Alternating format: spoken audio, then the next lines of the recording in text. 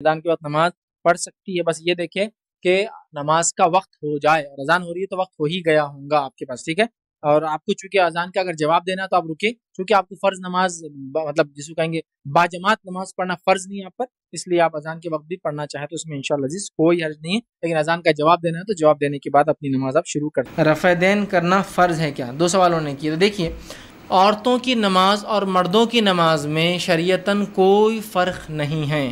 ایسی کوئی روایت صحابیات سے یا صحابہ سے ثابت نہیں ہے جس میں کسی صحابیہ نے یہ کہا ہو کہ ہم نماز ایسی پڑھتی، صحابہ نماز ایسے پڑھتے، یا رسول اللہ نماز ویسے پڑھتے.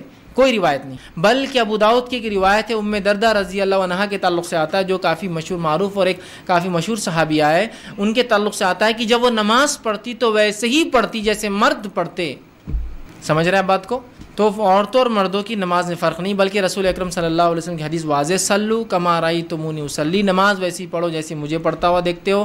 صحیح بخاری کی روایت. اسی طرح صحیح بخاری میں حج ویسے کرو، حج کے ارکان جیسے مجھے کرتا ہوا دیکھتے ہو. ٹھیک ہے، تو لہٰذا ہمیں فرض عبادتیں پوری رسول اکرم صلی اللہ علیہ وسلم کیسے کرتے ہیں ویسے کرنا ہے. جو روزے کے تو کوئی خاص مسائل ہے نہیں، زکوٰۃ بھی بہت آسان ہے سمجھنا، ان 2 عبادتوں کا، ایک حج ہے اور دوسری نماز ہے. ٹھیک ہے، تو ویسے کرنا جیسے رسول اکرم صلی اللہ علیہ وسلم کو پڑھتے ہوئے دیکھا گیا ہے، یاد رکھیے. اور صحابہ کی گواہیاں ہمارے پاس بہت ساری موجود ہے کہ آپ صلی اللہ علیہ وسلم کیسی پڑھتے تھے. تو عورتوں اور مردوں کے نماز میں فرق نہیں ہے. لیکن اگر کوئی کہے کہ اب آج کے زمانے میں کیسا کرے، تو میں مردوں کو یہ مشورہ دیتا ہوں کہ آپ عورتوں کی جیسی نماز پڑھیے. وہ زیادہ سنت سے قریب پڑھتی ہے، ہاتھ سینے پر باندھتی ہے، پہلا قاعدہ سیدھا کرتی ہے، دوسرے قاعدے میں تورک کرتی ہے، پیر نیچے سے ڈالتی ہے، تو ان کی نماز زیادہ قریب ہے سنت سے بنسبت مردوں کی، یاد رکھی. ٹھیک، بہت سے لوگ یہ بھی وہ کرتے نہیں عورتوں اور مردوں کی نماز میں فرق ہے. تو میں کہتا ہوں ٹھیک، ہم تعصب پر بات نہیں کرتے ہیں. ٹھیک، ہم کسی کے تم یہ جماعت وہ جماعت، ہم وہ چیز پہ بات کرتے ہیں جو کتاب و سنت سے ثابت ہے. چلیے آئیے، اگر آپ کہتے ہیں مردوں اور عورتوں کی نماز میں فرق ہے، تو اس فرق کی کوئی ایک دلیل رسول اکرم صلی اللہ علیہ وسلم کی زبانی، کوئی ایک دلیل صحابہ کی زبانی یا کسی صحابیہ کی زبانی چاہیے کہ ہم ایسا پڑھتی اور صحابہ ایسا پڑھتے، رسول اللہ ایسا پڑھتے، یا ہمیں ایسا حکم دیا گیا، صحابہ کو ایسا حکم دیا گیا، ہمارا سجدہ ایسا تھا، صحابہ کا سجدہ ویسا تھا، رسول اللہ ایسا کرتے تھے. کوئی ایک ایسا کوئی واقعہ، کوئی روایت یا آثار کیا ہوتا ہے؟ صحابہ کی زندگی سے دیکھا گیا، کوئی ایک لا کے دیجئے تو انشاءاللہ عزیز ہم بھی اپنی نمازوں کو تبدیل کر لیں. مردوں کی نماز کی کتاب تو مردوں کی رہتی ہو، پھر آتا عورتوں کی نماز، ایک الگ چیپٹر اس کے اندر. ہاں، عورتوں کی نماز کیسا کہ وہ تکبیر کریں گی تو کاندھوں سے کانوں کے بیچ میں اٹھانا، مرد نے کانوں کو لگانا، عورتوں نے اٹھانا. اس لیے میں کہہ رہا ہوں عورتوں کی نماز زیادہ قریب ہے سنت سے. کانوں کو لگانا سنت سے ثابت نہیں. ہاتھ نماز میں بہت سے لوگ ایک دم اسٹائلش طرح سے یوں ایسا، بالکل ایسا لگتا کچھ تو بھی ایک پروسیس سے چل رہا ہے نا، یوں جا کے ہاتھ کانوں کو لو کو ٹچ ہو کے پیچھے آتا، یوں آتا اور بلکہ ایک دم بالکل ایسا پیچھے منڈی کر کے کھڑے جاتے. نیچرل عمل نماز اتنا اصل کاندھوں سے کانوں کے بیچ میں ہاتھ اٹھاتے. تو آپ کہیں بھی اتنے بیچ میں کہیں بھی اٹھائیے، لگانے کی کوئی روایت نہیں. ٹھیک ہے، تو عورتیں نہ لگائے، مرد لگائے. دیکھیے عورتیں اندر ہاتھ ڈالتی اور یوں کرتی، اور مرد بیچارے یوں کرتے. تو یہ فرق کہاں سے آئے؟ چلیے بتائیے. کیا حدیث میں ایسا ہے کہ کاندھے تک عورتیں اٹھاتی اور کانوں تک مرد اٹھاتے؟ لفظ ہی نہیں. آپ صلی اللہ علیہ وسلم زکوٰۃ کے لیے اٹھاتے ہاتھ تو کاندھوں سے کانوں کے بیچ میں آپ کے ہاتھ کہیں تو بھی ہوتے. بس ٹھیک ہے، بتا دیا گیا. یہ کہاں کہا کہ کانوں تک مرد اور کاندھوں تک عورتیں؟ ایسا کوئی اصول ہے کہ ایسا ہوتا ہے نا؟ میڈیکل میں اصول ہوتا ہے، اگر آپ کبھی ٹیسٹ رپورٹ لائے تو اس میں 2 اینٹیز لکھے ہوئے ہوتے ہیں. فار ایگزامپل 50-80، تو 50 to 80 نہیں ہوتا ہے، 50 لیڈیز کے لیے ہوتا ہے، 80 جینٹس کے لیے ہوتا ہے. اس میں فرسٹ لیڈیز کی رہتی، سیکنڈ اینٹی وہ جینٹس کی رہتی. اگر 50 سے اوپر ہے تو لیڈیز کو مارک کر دیتا کہ بھائی تمہارا 60 مطلب یہ ہائی ہے. جینٹس کا رہا تو نہیں کرتا مارک، اس لیے کہ 80 تک جینٹس ہوتا ہے. تو 50 to 80 نہیں ہوتا ہے، 50 لیڈیز کے لیے. تو ایسا کچھ ہے کہ حدیث میں کہ لیڈیز کے لیے کاندھے تھے اور جینٹس کے لیے کان تھے؟ کچھ بھی نہیں. ٹھیک، اس کے بعد جو ہے ہاتھ باندھنے کا مسئلہ آیا. ٹھیک، تو مرد جو ہے ناف کے نیچے ہاتھ باندھے اور عورتیں جو ہے سینے پر ہاتھ باندھے. ٹھیک، بہت سے لوگ آتے ہیں بحث کرنے IRC پہ، ہاتھ سینے پہ ہاتھ باندھ کر دلیل دیجیے، سینے پہ ہاتھ باندھ کر دلیل دیجیے. اگر آپ نے ثابت کر دیا تو آپ کو 1 کروڑ انعام، 20 لاکھ انعام، فلاں انعام. تو میں ان کو پہلے کہتا ہوں کہ وہ 20 لاکھ اکاؤنٹ میں جمع کرو تو بات ہوگی. 3rd person account with sign checks. ٹھیک، کہ بھائی 20 لاکھ یا جیت گیا تو میں فوراً لے لوں گا وہ چیک آپ سے. خالی ہوائی بات ہے کہ 20 لاکھ اور 1 کروڑ تو وہ جمع کرو تو آؤ. نہیں اچھا ٹھیک ہے، تو پیسہ نہیں تو پھر ٹھیک ہے بات کرو پھر آگے کہ وہ ثابت کر دیجئے تو ہم یہ کر دیں گے، ہم وہ کر دیں گے، ہم یہ کر دیں گے. میں پھر ان کو کہتا ہوں امی نماز کیسے پڑھتی ہے آپ کی؟ امی حضور آپ کی نماز کیسے پڑھتی ہے؟ تو سینے پہ تو اس کی روایت کہاں سے لا دو، ورنہ اپنی ماں کی نماز غلط ہے بول دو پہلے. نہیں وہ تو ایسا تو نہیں ہے. تو پھر ان کو کہاں سے لائے تم نے سینے پہ؟ چلو وہ دلیل ہمارے لیے بھی مان لو. چلو وہ دلیل ہمارے لیے بھی مان لو، وہ بحث وہ فلاں میں یہ ہے، اس پہ تو وہ راوی پہ وہ ہے، وہ سب آپ چھوڑ دو ایک طرف تھوڑا دیر، صرف اتنا بولیے آپ کے مسلک میں عورتیں سینے پر باندھتی ہے تو ان کی نماز ہوتی ہے کیا؟ تو پھر مجھے بھی اجازت دے دیجیے آپ بننے، یا ان کی دلیل کیا وہ دلیل میری بھی ہے، تو وہاں ہی منہ بند ہو جاتا ہے ان کا، خواہ مخواہ بحث کر کے کیا فائدہ؟ ٹھیک، تو عورتیں سینے پر باندھے، مرد ناف کے نیچے باندھے، دونوں سینے پر باندھے، یاد رکھیے، ٹھیک ہے۔ اس کے بعد عورت جب سجدہ کرے، جو فرق کی بات وہی بتا رہا ہوں، فرق کے پوائنٹ، عورت سجدہ کرے تو ایسا سجدہ کرے کہ اس کا پیٹ اس کے مانڈیوں پر چپک جائے، اس کا سینہ اس پہ چپک جائے، اور اس کے بعد اس کا ناک سر اور اس کے پورے ہاتھ ایسے چپک جائے کہ ادھر سے کچھ نہ دکھے، چمٹ کر سجدہ کرے۔ کیوں؟ اور وہ سجدہ بھی کیسا؟ آپ صلی اللہ علیہ وسلم سجدے میں جاتے تو ہاتھ رکھتے، ٹھیک ہے، پھر پیر رکھتے، یہ پہلے پورا بیٹھ جاتے عورتیں، بیٹھنے کے بعد پھر سجدہ نہیں کرتے، اپنے مطلب مانڈی پہ لیٹ جاتے، سمجھ لیجیے، پہلے سیدھا بیٹھ جاتے ہیں پھر لیٹ جاتے ہیں، ایسا بالکل یوں کر کے۔ آپ صلی اللہ علیہ وسلم کی ابو داؤد کی واضح روایت ہے، آپ نے فرمایا سجدوں میں ہاتھ کتوں کی طرح نہ رکھو۔ کتا دیکھیں آپ بیٹھتا ہے تو کیسا بیٹھتا ہے، وہ رکھتا ہے۔ اور آپ صلی اللہ علیہ وسلم کو دیکھا گیا جب آپ ہاتھ کو اٹھاتے تو اتنا اٹھاتے ہیں کہ آپ کی بغل مبارک، چونکہ شرٹ کی آستین بڑی ہوتی کبھی کبھار، بغل یا چھوٹے شرٹ بھی پہنا کرتے، میں نے جیسے آپ کو بتایا تھا، اس زمانے میں اتنے بھی کپڑے نہیں تھے تو بہت سی بار چادر کو موڑا جاتا، بیچ میں سے ایک سوراخ کر کے ڈال لیتے سر میں سے، تو ادھر کا کھلا رہتا تھا اس کی وجہ سے، لیکن سامنے اور یہ ڈھک جایا کرتا تھا، ضرورت پڑی تو اس کو باندھ لیا کرتے تھے۔ تو آپ کے بغل مبارک کی سفیدی نظر آتی، روایت میں نظر آتے آپ کے بغل، آپ جب سجدہ کرتے۔ لیکن یقیناً جب ہم جماعت میں ہوں گے، مرد بازو بازو تو مشکل، لیکن امامت میں آپ کو دیکھا گیا نا، تو ظاہر سے امام کو جگہ ہوتی ہے، ہم کو نہیں ہوتی ہے، لیکن چپکانے کے لفظ نہیں، نہ آپ ایسا چٹکاتے نہ آپ ایسا چٹکاتے، تو ہاتھ کو اوپر رکھنا ہے کون نیم۔ عورت ظاہر سے عموماً عورتیں گھر میں اکیلی پڑتی ہیں، تو آپ بھی ویسی نماز پڑھیں گی، ہاتھ رکھ کے بالکل اٹھا کر، کوئی کہ ایسا نہیں عورت چپک کر پڑھے تو دلیل، ہم کو دلیل چاہیے، نہیں فلاں اتنے بڑے لوگ غلط ہو سکتے ہیں۔ دیکھیے بڑے غلط اور یہ غلط تو آپ کے جہاں بڑے ہیں ان کے بھی بہت سے بڑے ہیں، کس کے بڑوں کی سننا، سب کے بڑے ہیں یہاں تو ہے نا، اور بڑے بڑے ہیں، مطلب سیدھے چھوٹے موٹے بڑے نہیں۔ القاب تو ایسے شروع ہوتے علامہ، فاضل، مولانا، یہ وہ نام آتا ہی نہیں، مطلب سے ڈھونڈتے چلو آپ نام کہاں ہے اس میں، آخر میں ان کا نام ہے نا، تو بہت بڑے بڑے ہیں، سب کے پاس بڑے ہیں، آپ سے بڑے ان کے پاس بڑے ہیں۔ بہت سی ایک جماعت والے بولتے ہیں بھائی ہم صحیح ہیں، تو آپ سے بڑے تو ان کے پاس، ان کی ٹوپیاں بڑی اور ان کے لوگ بھی بڑے، تو بتائیے اب ان کے بڑوں کی سنیں آپ کی بڑوں کی سنیں، کس کے بڑے بولے تو مشکل ہو جائیں گے، تو بڑوں کی نہ سنتے ہوئے، تو پھر ہمارے بڑے سب کے بڑے ہیں تو پھر مشکل ہو جاتی نا، تو نہ سنتے ہوئے ایک اصول نکالیے، جس کے پاس دلیل اس کی بات سن لے، چاہے بڑا ہو چاہے چھوٹا ہو، ختم، سیدھی سی بات۔ تو بھائی بڑوں کا نہیں کرتے، بھائی چلیے دلیل کی بات کریں، دلیل تو نہیں ہے، تو پھر بازار سے دلیل نہیں ہے تو پھر بات آگے کر کے فائدہ کچھ ہے نہیں، ٹھیک ہے۔ بحث تو بہت ہو سکتی ہے، ضد تو بہت ہو سکتی ہے، لیکن ہم کو ذہنوں کو کھولنا ہے، تو عورتوں کی اور مردوں کی نماز میں فرق نہیں ہے۔ پھر پہلے قاعدے میں عورتیں برابر بیٹھتی ہیں، اپنے الٹے پیر کو کمر کے نیچے رکھتی ہے اور اس پہ کمر ہوتی ہے، دوسرے قاعدے میں الٹے پیر کو سیدھے پیر کے نیچے سے، جس کو تورک بولتے کرتی ہے، یہ مردوں کا بھی۔ آپ صلی اللہ علیہ وسلم پہلے قاعدے میں سیدھا بیٹھتے، پیر کے اوپر کمر رکھتے، دوسرے قاعدے میں آپ تورک کرتے، مطلب الٹے پیر کی مانڈی بیٹھ کر الٹے پیر کو سیدھے کے نیچے سے بازو سے نکالتے۔ یہاں عورتوں کو دے دی، بولے تم تورک کرو، مرد نہیں کریں گے، مردوں کا نہیں، عورتوں کے لیے بھی وہ ہے، مردوں کے لیے بھی ہے۔ اسی لیے میں نے کہا کہ عورتوں کی نماز بہت زیادہ قریب ہے سنت کے بنسبت مردوں کی نماز کے ہمارے ماحول میں، تو مرد ادھر شفٹ ہو جائے، سجدے کا طریقہ بس عورتیں چینج کر لیں تو تقریباً نماز سنت ہے۔ آگے انہوں نے کہا کہ کیا، السلام علیکم فیضی جی، آپ نے درس میں ابھی کہا ہے کیا شخص جو کھڑے ہو کے پڑھتا ہے اسے بیٹھنے کا آدھا ثواب ملتا ہے، بیٹھ کے نماز پڑھتا ہے، تو مجھے پتہ نہیں ہے اس بارے میں، آپ کچھ بتا دیجیے، بیٹھ کے آپ کھڑے ہو کے نماز۔ اچھا بھائی نے نماز کے تعلق سے سوال کیا کہ دیکھیے نماز کے تعلق سے آپ سب کی حدیث ہے کہ جو نماز بیٹھ کر پڑھی جاتی ہے اس کا ثواب آدھا ہے کھڑے رہنے کے مقابلے میں، اور جو نماز لیٹ کر پڑھی جاتی ہے اس کا ثواب آدھا ہے بیٹھ کر پڑھنے کے مقابلے میں۔ یہ حدیث کے الفاظ ہیں، مطلب جب انسان کھڑے رہ کر نماز پڑھے، سمجھ لیجیے فار ایگزامپل 100 نیکیاں ملتی ہیں، تو اگر بیٹھ کر پڑھے تو 50 ملتی ہے، اور لیٹ کر پڑھے تو 25 ہی ملتی ہے نیکیاں اس کو۔ اسی لیے جوانی کی عبادت کو اتنا افضل کہا گیا، اس لیے کہ جوانی میں انسان کھڑا ہو سکتا ہے، بڑھاپے میں بیٹھ کر نمازیں پڑھنا پڑتی ہے، سمجھ رہے آپ۔ اور ایک بات اور غلط فہمی جو لوگوں کو ہے وہ یہ ہے کہ عورت بیٹھ کر نماز پڑھیں گی، کھڑے رہ کر نہیں پڑھیں گی، اور اکثر عورتیں بیٹھ کر نماز پڑھتی، بیٹھ کر نماز اگر عورت پڑھتی ہے تو آدھا ہی ثواب ملتا ہے اس کو۔ نماز سب کو کھڑے رہ کر پڑھنا ہے، کھڑے نہ رہنے کی صورت میں ہی اللہ بیٹھنے والی قبول کرے گا، جو کھڑے رہ کر پڑھ سکتا ہے اس کی بیٹھ کی نماز اللہ قبول ہی نہیں کرے گا۔ عبادت کھڑے رہ کر ہوں گی، نماز جو بتائی گئی جیسی، نہ کر سکے تو بیٹھ کر، نہ کر سکے تو لیٹ کر۔ ہمارے پاس ساری کی ساری عورتیں بیٹھ کر ہی نماز پڑھتی، کیوں بولے عورت؟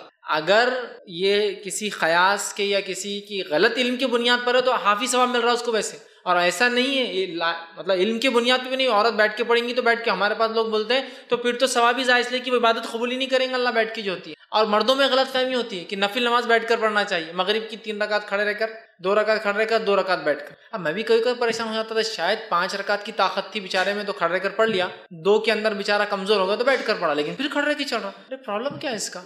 بعد میں پتا چلا مجھے کہ یہ عقیدہ ہے لوگوں میں کہ نفل بیٹھ کر پڑھنا چاہیے۔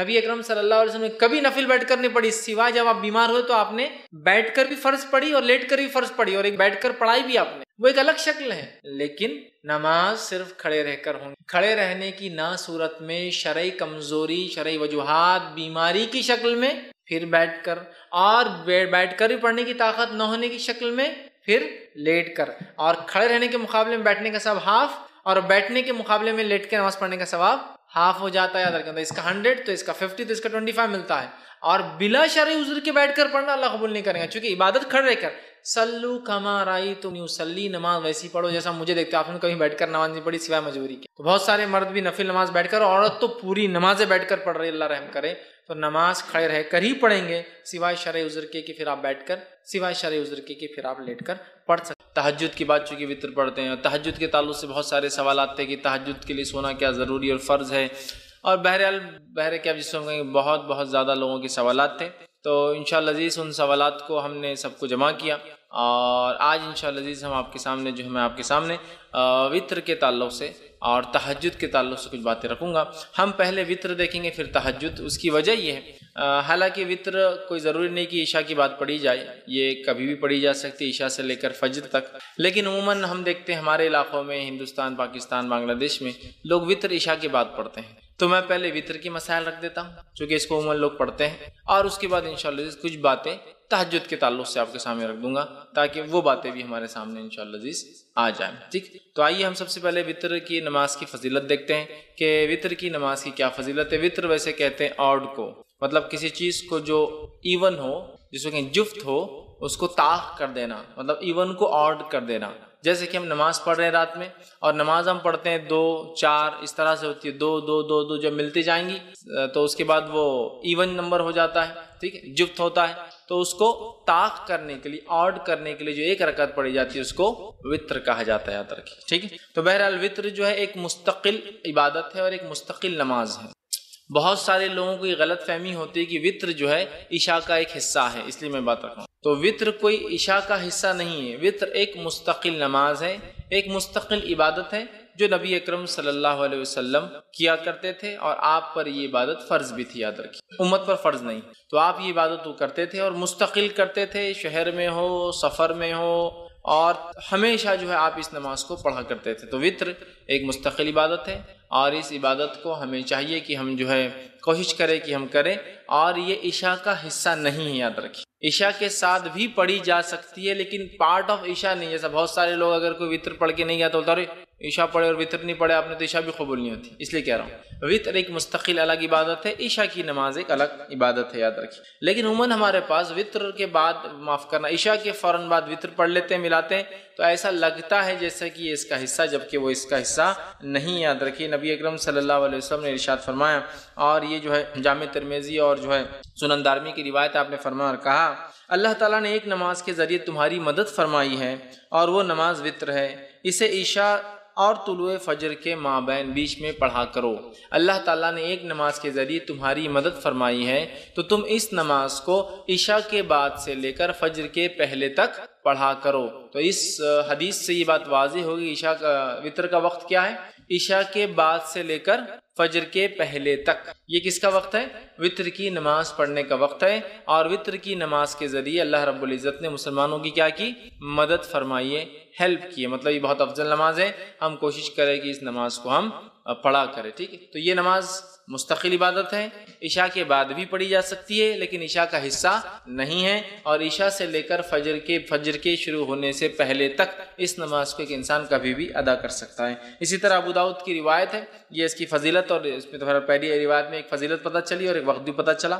دوسری ایک روایت جو ابو داؤد کی ہے، ترمذی کی اور نسائی میں بھی یہ روایت آتی ہے، اس حدیث کے الفاظ اس طرح سے، نماز وطر تمہاری جو ہے، حضرت علی رضی اللہ عنہ فرماتے ہیں، اور ان کا قول اور بعد میں حدیث بھی اس کے اندر ہے، وہ فرماتے اور کہتے ہیں، نماز وطر تمہاری فرض نمازوں کی طرح حتمی تو نہیں، وطر کی نماز تم لوگوں کے لیے فرض تو نہیں جیسا کہ فرض نمازیں ہیں۔ پھر وہ کہتے ہیں، لیکن اللہ کے رسول صلی اللہ علیہ وسلم نے اپنایا، مطلب اس کو عمل کیا، اس کو پڑھا اور فرمایا اللہ وطر طاق ہے، اللہ وطر ہے، طاق ہے، آڈ ہے، اور آڈ کو پسند کرتا ہے، واللہ وطر ویحب الوطر، اللہ آڈ ہے اور آڈ کو پسند کرتا ہے۔ اللہ آڈ مطلب اللہ ایک ہے اور آڈ ڈیجٹس کو پسند کرتا ہے، اس لیے نبی اکرم صلی اللہ علیہ وسلم کا عمل اگر آپ دیکھیں تو آپ اکثر عمل کو آڈ کرتے تھے، 1 3 5، یہاں تک کہ آپ کھانے میں ویسے ہی کرتے تھے، کھجور کھاتے تو 1 کھاتے، 1 سے زائد ہوتے تو 3 کھاتے، 3 سے زائد کھاتے تو 5 کھاتے۔ چونکہ آڈ نمبرز کی خصوصیت یہ ہے کہ جب اس کو ڈیوائیڈ کیا جاتا ہے تو اس کا ریمائنڈر ہمیشہ 1 ہوتا ہے، تو اللہ چونکہ آڈ ہے، 1 ہے، تو وہ پسند کرتا ہے۔ تو اس نے فرمایا، حضرت علی فرماتے ہیں کہ آپ یہ نماز کوئی فرض تو نہیں ہے، حضرت علی کے قول خود واضح ہے، لیکن آپ کو فرماتے ہیں کہ رسول اللہ صلی اللہ علیہ وسلم فرمایا اللہ وطر ہے، طاق ہے، پھر فرمایا اور اکائی طاق کو محبوب رکھتا ہے، پسند کرتا ہے۔ اے اہل قرآن، مطلب اے مسلمانوں، وطر کو پڑھا کرو، وطر کو پڑھا کرو۔ تو گویا حکم بھی ہے وطر کے پڑھنے کا، تو لہٰذا ہمیں وطر پڑھنے میں کوتاہی نہیں کرنی چاہیے اور وطر کو اپنا معمول بنا لینا چاہیے۔ آپ عشاء کے بعد سے لے کر فجر تک کبھی پڑھ سکتے ہیں، یہ مستقل ایک نماز ہے، کوئی ضروری نہیں کہ عشاء کے بعد ہی پڑھے جائے، عشاء کے بعد سو کر اٹھ کے پڑھیے، یا آپ جاگ رہے ہیں تو بعد میں سوتے وقت پڑھیے، آپ کے اوپر ڈیپینڈ ہے بہرحال۔ تو یہ کوئی وہ نہیں ہے کہ آپ عشاء کے ساتھ ہی پڑھیں، لیکن عشاء کے بعد سے لے کر فجر تک، فجر کے پہلے تک آپ اس کو کبھی بھی پڑھ سکتے ہیں۔ اسی طرح جو ہے ابو داؤد کی، نسائی کی اور جو ہے ابن حبان، دارقطنی اور دیگر حدیثوں میں جو الفاظ آتے ہیں اس میں سے ایک لفظ یہ الوطر حق، وطر حق ہے، مطلب وطر ضروری ہے، وطر کو پڑھا کرو، بلا وجہ چھوڑا نہ کرو، تاکید ہے۔ دوسری کی روایت میں فرما کہا الوطر حق علی کل مسلم، وطر حق ہے ہر مسلمان کے اوپر، مطلب اے مسلمانوں وطر تم پر حق ہے، جتنا ہو سکے وطر کو پڑھا کرو۔ تیسری روایت نے فرما کہا الوطر حق ولیس بواجب، وطر حق ہے، ضروری ہے لیکن واجب نہیں ہے۔ ٹھیک، تو یہاں دیکھیے نبی اکرم صلی اللہ علیہ وسلم تاکید کر رہے ہیں وطر کے تعلق سے، اور یہ تاکید کر رہے ہیں کہ وطر واجب نہیں ہے لیکن اس کو پڑھا کرو اس لیے کہ وہ حق ہے۔ تو اوپر کی روایتوں میں جو حق ہے کہ الفاظ بار بار آ رہے ہیں، اس سے یہ بات واضح کہ وطر بڑی اہم نماز ہے، بلا وجہ سے چھوڑنا نہیں چاہیے، کوشش کرنا چاہیے کہ اس کو جتنا ہو سکے اتنا پڑھا جائے، لیکن یہ بات یاد رکھ لیجیے نماز واجب نہیں، چونکہ آپ سمجھ کی خود حدیث ہے وطر حق ہے لیکن یہ جو ہے واجب نہیں ہے، ضروری نہیں ہے۔ اور یہ بات میں اس لیے بھی رکھ رہا ہوں کہ بہت سارے لوگ یہ سمجھتے ہیں کہ اگر وطر نہ پڑھے عشاء کی بات تو عشاء نہیں ہوئی، اس لیے بھی رکھ رہا ہوں۔ وطر ایک مستقل الگ عبادت ہے لیکن وہ عشاء کے ساتھ پڑھی جا سکتی ہے، لیکن وہ عشاء کا پارٹ نہیں ہے، اس کے نہ پڑھنے سے عشاء میں کوئی کمزوری نہیں آتی ہے۔ ٹھیک ہے، یہ بتانا میرا مقصود تھا۔ تو وطر کو پڑھنا چاہیے، یہ حق ہے، یہ ضروری ہے، بہت اہم ہے، لیکن یاد رکھیے واجب نہیں ہے۔ تو لہٰذا جو شخص استطاعت رکھتا ہو ضرور کوشش کرے کہ وطر کی نماز کو بھی وہ ادا کرے۔ اسی طرح جو ہے ابو داؤد اور مستدرک حاکم کی روایت ہے، نبی اکرم صلی اللہ علیہ وسلم فرمایا کہا وطر حق ہے اور جو شخص وطر نہیں پڑھتا ہے وہ ہم میں سے نہیں۔ مطلب اس وطر کی اہمیت، وطر کی نماز کی اہمیت بتاتے ہوئے نبی اکرم صلی اللہ علیہ وسلم کیا فرما رہے ہیں، وطر کو پڑھا کرو اس لیے کہ حق ہے، اور جو وطر نہ پڑھے وہ ہم میں سے نہیں ہے۔ مطلب یہ ہوا کہ بلا وجہ وطر کو نہیں چھوڑنا چاہیے، بلا وجہ وطر میں کوتاہی نہیں کرنا چاہیے، جتنا ہو سکتا ہے اتنا کوشش کر کے وطر کو ضرور ہم لوگ پڑھیں، لیکن یہ نماز واجب نہیں ہے۔ انشاءاللہ آگے میں اس کی تفصیلات رکھوں گا۔ خود اوپر کی ایک روایت میں وضاحت بالکل ہو گئی کہ وہ حق ہے لیکن واجب نہیں ہے، لیکن وہ اتنی اہم نماز ہے کہ زور دینے کے لیے، امفسائز کرنے کے لیے نبی کریم صلی اللہ علیہ وسلم فرمائے وہ حق ہے بول کر، جو وطر نہ پڑھے وہ ہم میں سے نہیں، مطلب بلا وجہ وطر کی نماز کو چھوڑنے والا ہم میں سے نہیں، مطلب وہ غلط کام کرتا ہے، اسے چاہیے کہ وطر کو ادا کیا کرے اگر طاقت، استطاعت، سہولت ہو تو۔ اسی طرح جو ہے نبی اکرم صلی اللہ علیہ وسلم فرماتے ہیں، یہ طبرانی کی دارقطنی کی روایت آپ نے فرما کہا، مسند احمد میں بھی یہ روایت آتی ہے، اور آپ نے فرما کہا 3 چیزیں میرے لیے فرض ہے، تمہارے لیے تطوع کا لفظ یعنی سنت ہے۔ 3 چیزیں میرے لیے واجب ہے، فرض ہے، میں اس کو کرتا ہوں، اور تمہارے لیے یہ چیز جو آپ سے فرماتے سنت ہے۔ کیا کیا ہے؟ قربانی، آپ نے فرمایا قربانی نبی کے فرض تھی، ہمارے لیے سنت ہے۔ دوسرا فرمایا نماز وطر، نماز وطر نبی کریم صلی اللہ علیہ وسلم کے لیے فرض تھی، ہمارے لیے سنت ہے۔ اور تیسرا فرمایا فجر کے پہلے کی 2 رکعتیں، فجر کی 2 رکعت نماز، یہ دوسروں پر آپ نے فرمایا سنت ہے، مطلب تطوع ہے، لیکن میرے لیے یہ چیزوں کو اللہ نے واجب کر دیا، فرض کر دیا۔ تو اس سے بھی وطر کی اہمیت پتہ چلتی ہے کہ کتنی اہم ہے۔ اسی طرح جو ہے نبی اکرم صلی اللہ علیہ وسلم کا جو معمول تھا وہ یہ تھا، آپ وطر کی نماز کو کبھی نہیں چھوڑتے تھے، آپ کو یہاں تک کہ سفر میں بھی وطر کی نماز پڑھتے ہوئے دیکھا گیا۔ مطلب وطر کی نماز کو نبی اکرم صلی اللہ علیہ وسلم نے اپنا معمول بنا دیا تھا، اور آپ سفر میں بھی، حالانکہ سفر میں قصر ہوتا ہے، جمع بھی ہو سکتی ہے، نمازیں ملائی بھی جا سکتی ہے، دو نمازیں فجر اپنے وقت پر، ظہر عصر ایک ساتھ پڑھ سکتے ہیں آپ، چاہے ظہر کے وقت میں چاہے عصر کے وقت میں، مغرب عشاء ایک ساتھ پڑھ سکتے ہیں، چاہے مغرب کے وقت میں چاہے عشاء کے وقت میں، تو گویا 3 وقت میں 5 نمازیں ہوتی ہے، اور اس میں بھی قصر کا آپ کو موقع ہے، مطلب نمازیں ہاف ہو جاتی ہے، فجر 2 کی 2 رکعت ہوتی ہے فرض، ظہر کی 4 کی 2 ہو جاتی ہے، عصر کی 4 کی 2 ہو جاتی ہے، مغرب کی 3 ہوتی ہے، اور عشاء کی 4 کی 2 ہو جاتی ہے، مطلب فرض میں بھی قصر ہے، لیکن نبی اکرم صلی اللہ علیہ وسلم نے اس حالت میں بھی جو ہے وطر کو پڑھا، تو وطر کی نماز اس سے پتہ چلتا ہے بڑی اہمیت کے حامل ہے۔ اب وطر کی نماز کیا ہے، اس کا حکم کیا ہے؟ سنت ہے، واجب ہے، موقدہ ہے؟ جیسے ہمارے پاس جو عموماً چلانے ہیں واجب الوطر بولتے ہیں، وہ کیوں؟ وہ جو حدیث میں نے اس سے پہلے آپ کے سامنے رکھی کہ جو وطر نہ پڑے وہ ہم میں سے نہیں ہے، تو اس سے پتہ چلا رہی ہے تو بہت اہم ہے، ورنہ مسلمان نہیں ہے وہ شخص۔ لیکن علماء لکھتے ہیں یہ وضاحت کے لیے ہے، اہمیت بتانے کے لیے ہے، لیکن یہ اسلام سے خارج نہیں ہوتا کوئی وطر کی وجہ سے، ٹھیک ہے؟ تو یہ واجب نہیں، بلکہ اس کے تعلق سے صحیح قول یہ کہ وطر کا پڑھنا سنت موقدہ ہے، واجب نہیں، یاد رکھیں، اس لیے کہ ہمارے پاس اور خاص طور سے حنفی مسلک میں فرض الگ چیز ہے، واجب الگ چیز ہے، جبکہ ہمارے نزدیک یہ ہے کہ فرض اور واجب ایک ہی چیز ہے، یاد رکھیں، فرض اور واجب کی اہمیت ایک جیسی ہے۔ تو بہرحال وہ کہتے واجب ہے، ٹھیک ہے، ہم کہتے واجب نہیں، سنت موقدہ ہے، سنت موقدہ، اور یہی قول جمہور علماء کا، یاد رکھیے، اور نبی اکرم صلی اللہ علیہ وسلم کی ایک حدیث میں نے آپ کے سامنے پہلے رکھ بھی دی تھی۔ اسی طرح ایک اور روایت ہے جو میں نے پہلے آپ کے سامنے رکھی تھی، جس میں آپ نے فرمایا اور کہا کہ یہ جو ہے آپ فرماتے نہیں سوائے اس کے تطوع یعنی سنت نفل پڑھے، مطلب وطر کی نماز یہ جو ہے یہ سنت ہے، سنت موقدہ ہے۔ ایک رات نے فرمایا مجھ پر فرض ہے اور تم لوگوں پر تطوع، تم لوگوں پر کیا ہے؟ سنت ہے، تم لوگوں پر یہ نماز فرض نہیں ہے، تو اس سے پتہ چلا یہ نماز واجب نہیں بلکہ سنت موقدہ ہے، ٹھیک ہے۔ اسی طرح امام مالک جو ہے اور مسند احمد کے اندر روایت آتی ہے، عبادہ بن صامت رضی اللہ عنہ اس کے راوی فرماتے اور کہتے ہیں کہ جس کے اندر آپ صلی اللہ علیہ وسلم نے فرمایا کہ یہ تطوع، یہ نماز سنت ہے، نہ کہ تم پر فرض، تو بلکہ یہ جس کو ہم کہیں گے عام زبان میں سنت موقدہ جو کہتے ہیں نا، ایسی سنت جس کو نبی اکرم صلی اللہ علیہ وسلم نے ہر حال میں کرنے کی کوشش کی، یہ نماز ایسی ہے، یاد رکھیے وطر۔ اب وطر کی نماز کا وقت کب شروع ہوتا ہے اس کے تعلق سے دیکھ لیتے ہیں۔ تو میں سمجھتا ہوں پہلی حدیث میں نے درس کی ابتدا میں جو بتائی واضح ہے کہ یہ نماز کے ذریعے اللہ نے ہماری مدد کی، اور یہ نماز عشاء کے بعد سے لے کر فجر کے پہلے تک پڑھی جا سکتی ہے، ٹھیک۔ تو اس کا وقت شروع ہوتا ہے عشاء کے بعد سے فجر کے طلوع مطلب فجر کے شروع ہونے سے پہلے تک، مطلب اس کو عام زبان میں کہوں تو عشاء کے بعد سے سحر کے وقت کے ختم ہونے تک، چونکہ سحر کا وقت ختم ہوتا ہے تو فجر شروع ہو جاتی ہے، تو اس کا وقت رات میں عشاء کے بعد سے لے کر سحر کے شروع ہونے کے پہلے تک ہے۔ تو ہم لوگ کوشش کریں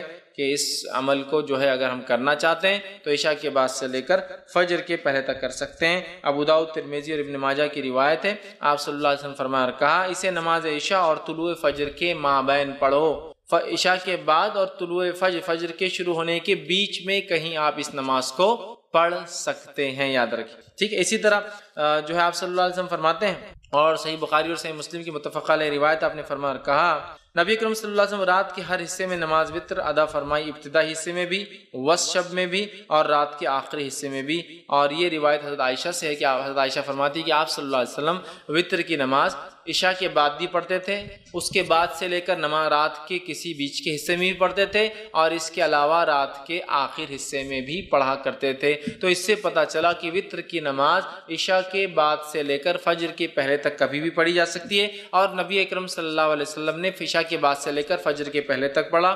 اسی طرح ایک دوسری روایت صحیح بخاری اور صحیح مسلم کی آپ نے فرمایا اور کہا، اور آپ صلی اللہ علیہ وسلم نے جن دنوں میں وفات پائی، مطلب یہ روایت بھی عائشہ فرماتی اور کہتی ہے اس روایت میں کہ جن دنوں میں نبی اکرم صلی اللہ علیہ وسلم وفات پائی ان دنوں میں آپ آخری حصے سحر کے وقت وطر کو پڑھا کرتے تھے۔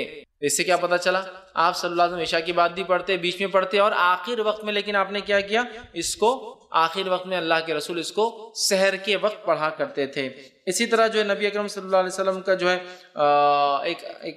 ایک حکم ہے، حدیث ہے جو صحیح بخاری صحیح مسلم کی روایت آپ نے فرمایا کہا صبح ہونے سے پہلے پہلے وطر کو پڑھ لو، مطلب صبح ہونے سے پہلے پہلے تک وطر کو ہم کو پڑھ لینا چاہیے۔ تو پتہ چلا وطر عشاء کے بعد سے لے کر فجر کے پہلے تک کبھی بھی آپ پڑھ سکتے ہیں، اور نبی اکرم صلی اللہ علیہ وسلم نے اس کو عشاء کے بعد سے لے کر فجر تک کبھی بھی پڑھا، اور اس کو ہم کہیں گے عشاء کے بعد بھی پڑھی جا سکتی ہے، لیکن آخر وقت میں پڑھنا افضل ہے، سحر کے وقت میں پڑھنا افضل ہے، اس لیے کہ انسان سوتا ہے، سو کر اٹھتا ہے، اٹھنے کے بعد پھر نفل نمازیں مطلب تہجد پڑھتا ہے، اور تہجد کے بعد اگر وطر پڑھتا ہے تو یہ افضل ہے، یاد رکھیے۔ اب آپ کہیں گے خالی وطر کو رات میں کیوں اٹھنا ہے؟ تو تہجد بھی پڑھنا، لیکن میں تہجد انشاءاللہ آخری میں رکھوں گا وہ حصہ۔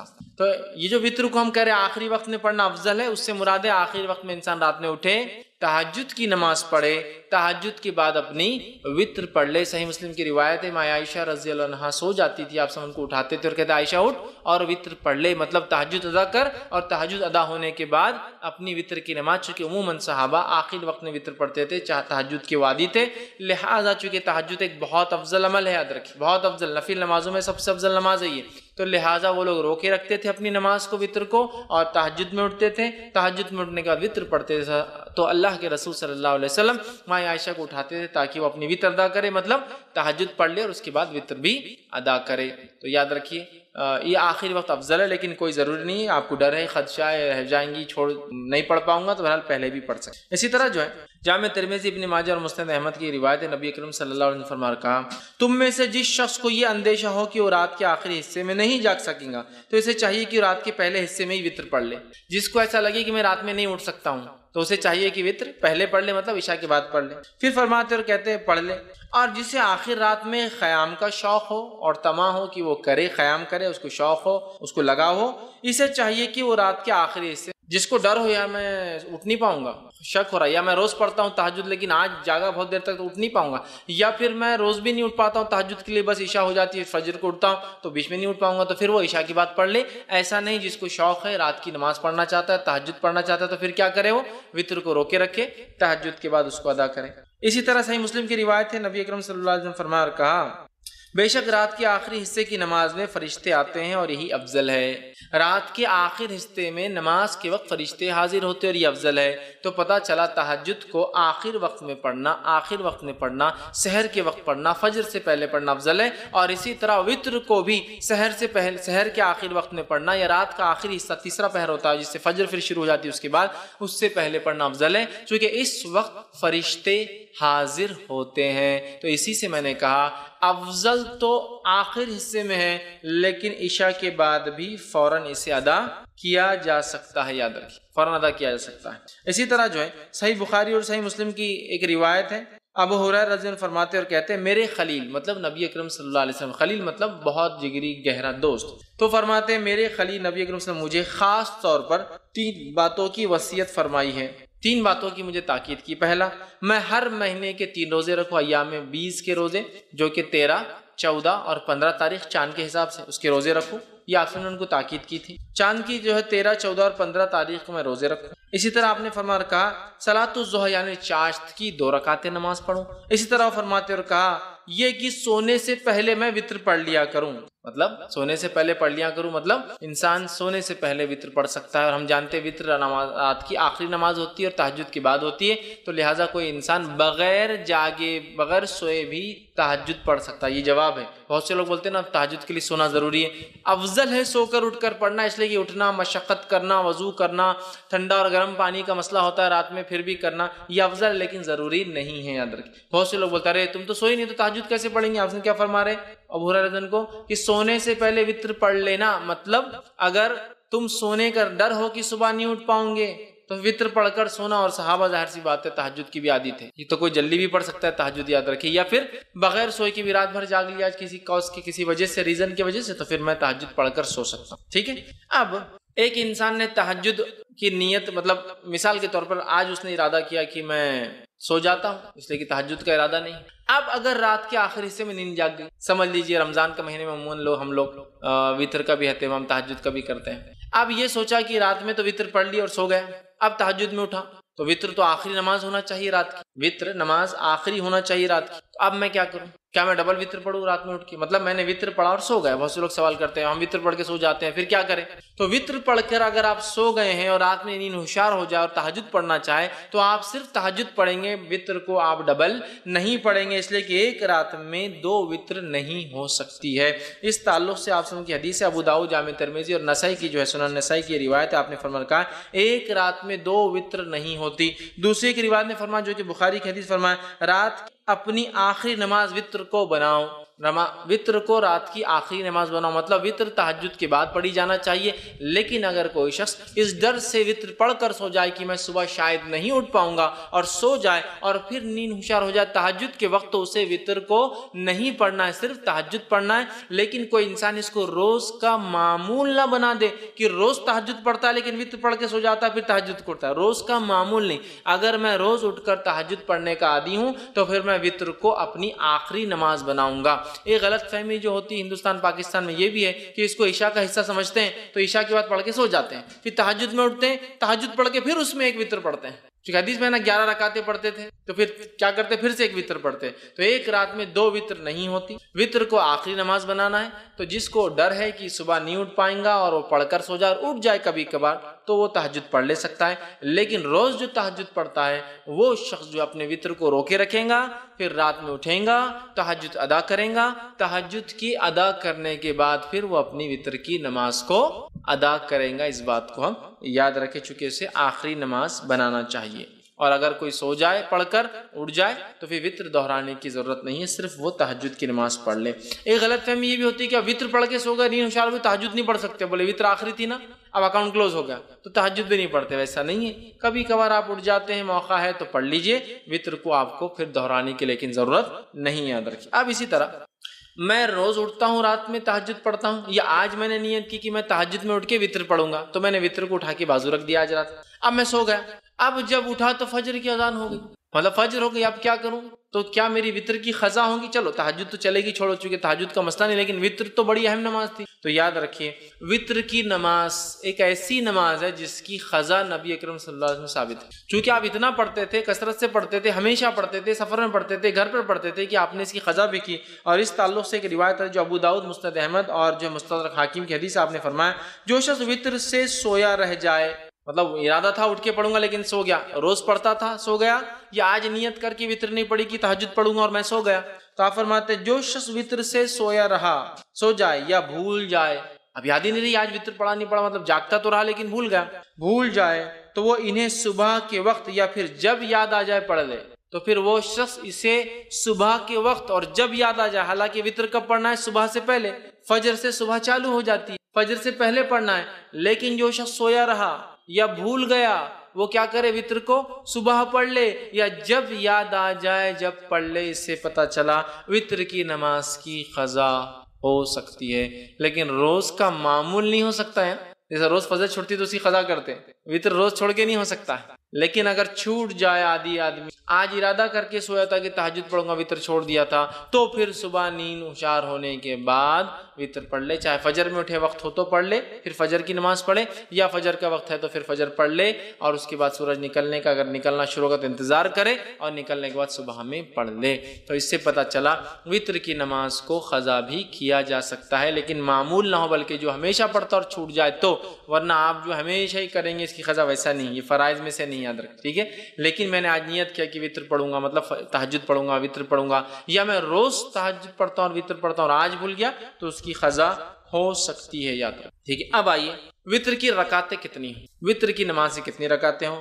تو وطر کی نماز صحیح بخاری اور صحیح مسلم کی روایت ہے، اب سنن نسائی ہے، مستدرک حاکم ہے، بیہقی ہے، اور اتنی ساری حدیثیں آتی ہیں جس کے اندر آپ صلی اللہ علیہ وسلم سے وطر کی نماز 1 رکعت، وطر کی نماز 3 رکعت، وطر کی نماز 5 رکعت، وطر کی نماز 7 رکعت اور وطر کی نماز 9 رکعت ثابت ہے. اور کچھ روایتوں میں وطر کی نماز 11 رکعت اور 13 رکعت بھی ثابت ہے، لیکن زیادہ مشہور اور معروف چیز جو ہے وہ 1 رکعت، 3 رکعت، 5 رکعت، 7 رکعت اور 9 رکعت معروف ہے. لیکن کچھ علماء نے 11 بھی ثابت کی ہے اور 13 بھی ثابت، لیکن اس میں تھوڑا سا شبہ یہ ہے کہ وہ 11 تہجد کے ساتھ تھی اور 13 تہجد کے ساتھ فجر کی 2 تھی وہ، تو اس لیے میں وہ نہیں لے رہا ہوں، لیکن 9 رکعت تک تو بالکل ثابت۔ لیکن ہمارے پاس چلن کس چیز کا ہے، کیا چیز مشہور اور معروف ہے؟ ہم لوگوں کے پاس جو ہے 3 رکعت مشہور اور معروف، کوئی ایک پڑھ لے تو بھی وہ خارج ہو جاتا ہے، مطلب دھکے دھکے پر لوگ اسلام سے خارج ہو جاتے ہیں، مسلک سے خارج ہو جاتے ہیں، بے دین ہو جاتے ہیں۔ ایک رکعت بھی ثابت ہے، لیکن 3 معروف، لیکن 3 ضروری نہیں یاد رکھی، 1 بھی 3 بھی 5 بھی 7 بھی اور 9 رکعتوں تک پڑھ سکتے ہیں۔ اب آئیے ایک کے بعد ایک ہم دیکھتے ہیں یہ نماز، اس کی دلیل اور اس کے بعد اس کا طریقہ، یہ 1 کیسی پڑھیں گے، 3 کیسی پڑھیں گے، 5 کیسی پڑھیں گے، 7 کیسی پڑھیں گے اور 9 رکعت کیسے پڑھیں گے، ٹھیک ہے؟ جو آدمی کی جیسی سہولت، صحت، حالات کے اعتبار سے 1 پڑھے، 3 پڑھے، 5 پڑھے، 7 پڑھے، 9 پڑھے، ٹھیک ہے؟ یہ تہجد کی رکعتوں کے علاوہ ہے۔ تہجد کی رکعتیں کتنی؟ انشاءاللہ تہجد پورا الگ سے ایک چیپٹر ہے، وہ لوں گا جب بتاؤں گا۔ اب آئیے ایک رکعت کے تعلق صحیح بخاری اور صحیح مسلم کی روایت ہے، نبی اکرم صلی اللہ علیہ وسلم رات کی نماز جو ہے 2 رکعتیں کرتے تھے، اور جب جو ہے آپ نے فرمایا تمہیں صبح ہونے کا اندیشہ ہو تو اسے 1 رکعت کر لو، مطلب آپ صلی اللہ علیہ وسلم فرمایا اور کہا، جب آپ سے پوچھا گیا تو آپ نے فرمایا رات کی نماز 2 رکعتیں کر کے ہے، مطلب 2 کر کے پڑھنا چاہیے۔ پھر آپ نے فرمایا جب تمہیں صبح ہونے کا ڈر ہو تو کیا کرو، پھر 1 رکعت ادا کر لو۔ تو اس سے پتہ چلا 1 رکعت بھی وتر پڑھی جا سکتی ہے۔ اسی طرح ابو داؤد، سنن نسائی اور سنن ابن ماجہ کی روایت ہے، آپ صلی اللہ علیہ وسلم نے وتر ہر مسلمان کا حق کہا، مطلب ثابت ہے، کرنا چاہیے۔ جو شخص 5 رکعتیں پڑھنا چاہے وہ 5 پڑھ لے، جو شخص 3 پڑھنا چاہے پسند کر 3 پڑھ لے، اور پھر جو صرف 1 ہی وتر پڑھنا چاہے تو وہ 1 ہی پڑھے۔ اس حدیث میں کتنے لفظ آگے؟ 5 پڑھنا چاہے 5 پڑھے، 3 پڑھنا چاہے 3 پڑھے، 1 ہی پڑھنا چاہے تو 1 ہی پڑھے۔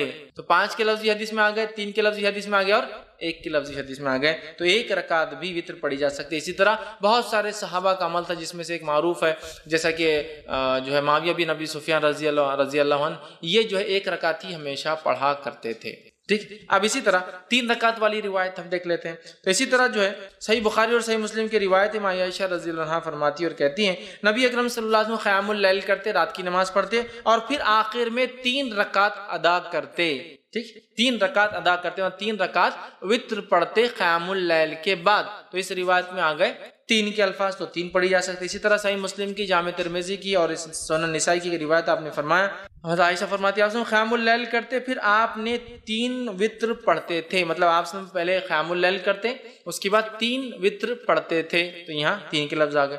اسی طرح نبی اکرم صلی اللہ علیہ وسلم 5 رکعت بھی ثابت ہے، جو میں نے آپ کے سامنے رکھی، جیسا کہ صحیح بخاری کی روایت ہے اور صحیح مسلم میں بھی روایت متفق علیہ، حضرت عائشہ رضی اللہ عنہا فرماتی آپ نے فرمایا اور کہا کہ نبی اکرم صلی اللہ علیہ وسلم رات کو 13 رکعتیں پڑھا کرتے تھے، اور ان میں سے 5 وتر ہوتے، اور آپ صلی اللہ علیہ وسلم ان 5 وتر کے مابین بیٹھتے تھے، بیٹھتے نہ تھے بلکہ صرف آخر میں تشہد کرتے تھے، ٹھیک۔ تو اس سے پتہ چلا کہ جب کوئی انسان وتر پڑھے اور 1 رکعت پڑھتا ہے تو ظاہر سی 1 رکعت کے بعد وہ قاعدہ کرے گا، 3 رکعت پڑھتا ہے تو تیسری رکعت میں قاعدہ کریں گا، صرف وتر میں صرف تیسری رکعت میں قاعدہ کریں گا۔ اور اس حدیث میں آ رہا ہے 5 پڑھتے اور صرف 5ویں رکعت میں قاعدہ کرتے، 1 پڑھے تو 1 میں قاعدہ ہوگا، 3 پڑھے تو آخری رکعت میں تیسری میں قاعدہ، اور 5 پڑھے تو کب کرنا قاعدہ آپ کو؟ 4 رکعت آپ کنٹینیوس پڑھیں گے بغیر قاعدے کے، 2 ہو گئی کھڑے ہو جائیں گے، تیسری ہو گئی، چوتھی ہو گئی کھڑے ہو جائیں گے، 5ویں کے بعد آپ قاعدہ کر کے سلام پھیریں گے۔ تو 5 رکعت میں صرف آخری میں قاعدہ کرتے۔ تو اس حدیث کے اندر الفاظ کیا کہ آپ 5 پڑھتے اور 5 میں مابین بیٹھتے نہیں، مطلب سلام نہیں پھیرتے، بلکہ مطلب قاعدہ بھی نہیں کرتے، سلام بھی نہیں پڑھتے، سیدھا کھڑے ہو جاتے، اور 5ویں میں تشہد کے لیے آخر میں بیٹھتے۔ اسی طرح 7 رکعت والی روایت، تو آئیے دیکھتے ہیں، سنن نسائی کی، ابن ماجہ، مسند احمد کی روایت ہے، عائشہ رضی اللہ عنہا فرماتی اور کہتی ہے نبی اکرم صلی اللہ علیہ وسلم کبھی 7 اور کبھی 5 وتر پڑھتے تھے، اور ان سب کے درمیان میں سلام و کلام سے فصل نہیں کرتے تھے، مطلب پوری رکعتیں 5 یا 7 ایک ساتھ پڑھتے تھے اور بیچ میں سلام بھی نہیں کرتے اور بات بھی نہیں کرتے، فصل مطلب گیپ نہیں دیتے تھے، کنٹینیوسلی پڑھتے تھے۔ تو 7 رکعتیں پڑھنا ہے تو 7 رکعتوں میں کیا کرنا پڑے گا آپ کو؟ سلام کب کرنا پڑے گا؟ 7ویں رکعت میں، تیسری میں آخری تیسری رکعت میں، 5ویں میں آخری 5ویں رکعت میں، 7ویں میں آخری 7ویں رکعت میں آپ قاعدہ کریں گے۔ اب آئیے 9 رکعت والی روایت دیکھ لیتے ہیں، تو صحیح مسلم کی روایت ہے، ابو داؤد کی، سنن نسائی کی، مسند احمد کی روایت ہے، نبی اکرم صلی اللہ علیہ وسلم کے تعلق سے ماں عائشہ رضی اللہ عنہا فرماتی اور کہتی ہے آپ صلی اللہ علیہ وسلم نے 9 رکعتیں پڑھی، اس طرح پڑھتے کہ ان کے مابین صرف 8ویں رکعت میں تشہد کے لیے بیٹھتے۔ تو پتہ چلا 9 رکعت پڑھنے کا طریقہ تھوڑا سا الگ ہے باقی سے، 3 رکعت میں تیسری رکعت میں قاعدہ، 5 رکعت میں 5ویں رکعت میں قاعدہ، 7 رکعت میں 7ویں رکعت میں قاعدہ، 9 رکعت میں 8ویں رکعت میں قاعدہ، پھر کھڑے ہو کے 1 رکعت اور پھر 9ویں رکعت میں قاعدہ۔ 9 رکعت والی وتر اگر آپ پڑھتے ہیں تو 8 کنٹینیو پڑھیں گے 8ویں رکعت میں قاعدہ کریں گے، پھر کھڑے ہوں گے، سلام نہیں پھیریں گے، پھر 9ویں رکعت پڑھ کے 9ویں رکعت میں قاعدہ، مطلب 9 رکعت میں 2 قاعدے ہیں، 7 رکعت میں ایک قاعدہ، 5 رکعت میں ایک قاعدہ، 3 رکعت میں ایک قاعدہ، 1 رکعت میں تو ایک ہی قاعدہ ہوگا، ظاہر سی بات ہے، لیکن 9 رکعت والی نماز میں 8ویں میں قاعدہ اور 9ویں میں ایک قاعدہ، تو آپ یہ نماز کو 9 رکعت تک پڑھ سکتے تھے۔ میں اس کے آگے اور بھی روایتیں نہیں رکھوں گا آپ کے سامنے، 11 اور 13 کی، تھوڑا سا اس میں کنفیوز بھی ہوتا ہے، لیکن 9 رکعت تک بالکل علماء کے بغیر کسی اختلاف کے اتنی باتیں ثابت ہے، یاد رکھیں۔ لیکن اس سے زائد بھی کوئی پڑھتا ہے تو ہم اس کو برا نہیں کہیں، چونکہ اس میں اختلاف ہے اور بہت سارے آثار ملتے ہیں کہ ایسا صحابہ نے کیا، ٹھیک ہے۔ تو 9 رکعت کا طریقہ میں نے آپ کو 9 رکعت تک ہم نے دیکھ لیا۔ اب وتر کی جو ہے ادائیگی کا طریقہ کیا ہوں، اس کو کیسے ادا کیا جائے گا، ٹھیک۔ تو وتر کو ادا کرنے کا طریقہ یہ ہے کہ آپ رات میں اٹھیں گے اور تہجد پڑھیں گے، چونکہ یہ نماز وتر کی بات ہو رہی ہے، رات کی نماز کی بات ہو رہی ہے، ٹھیک۔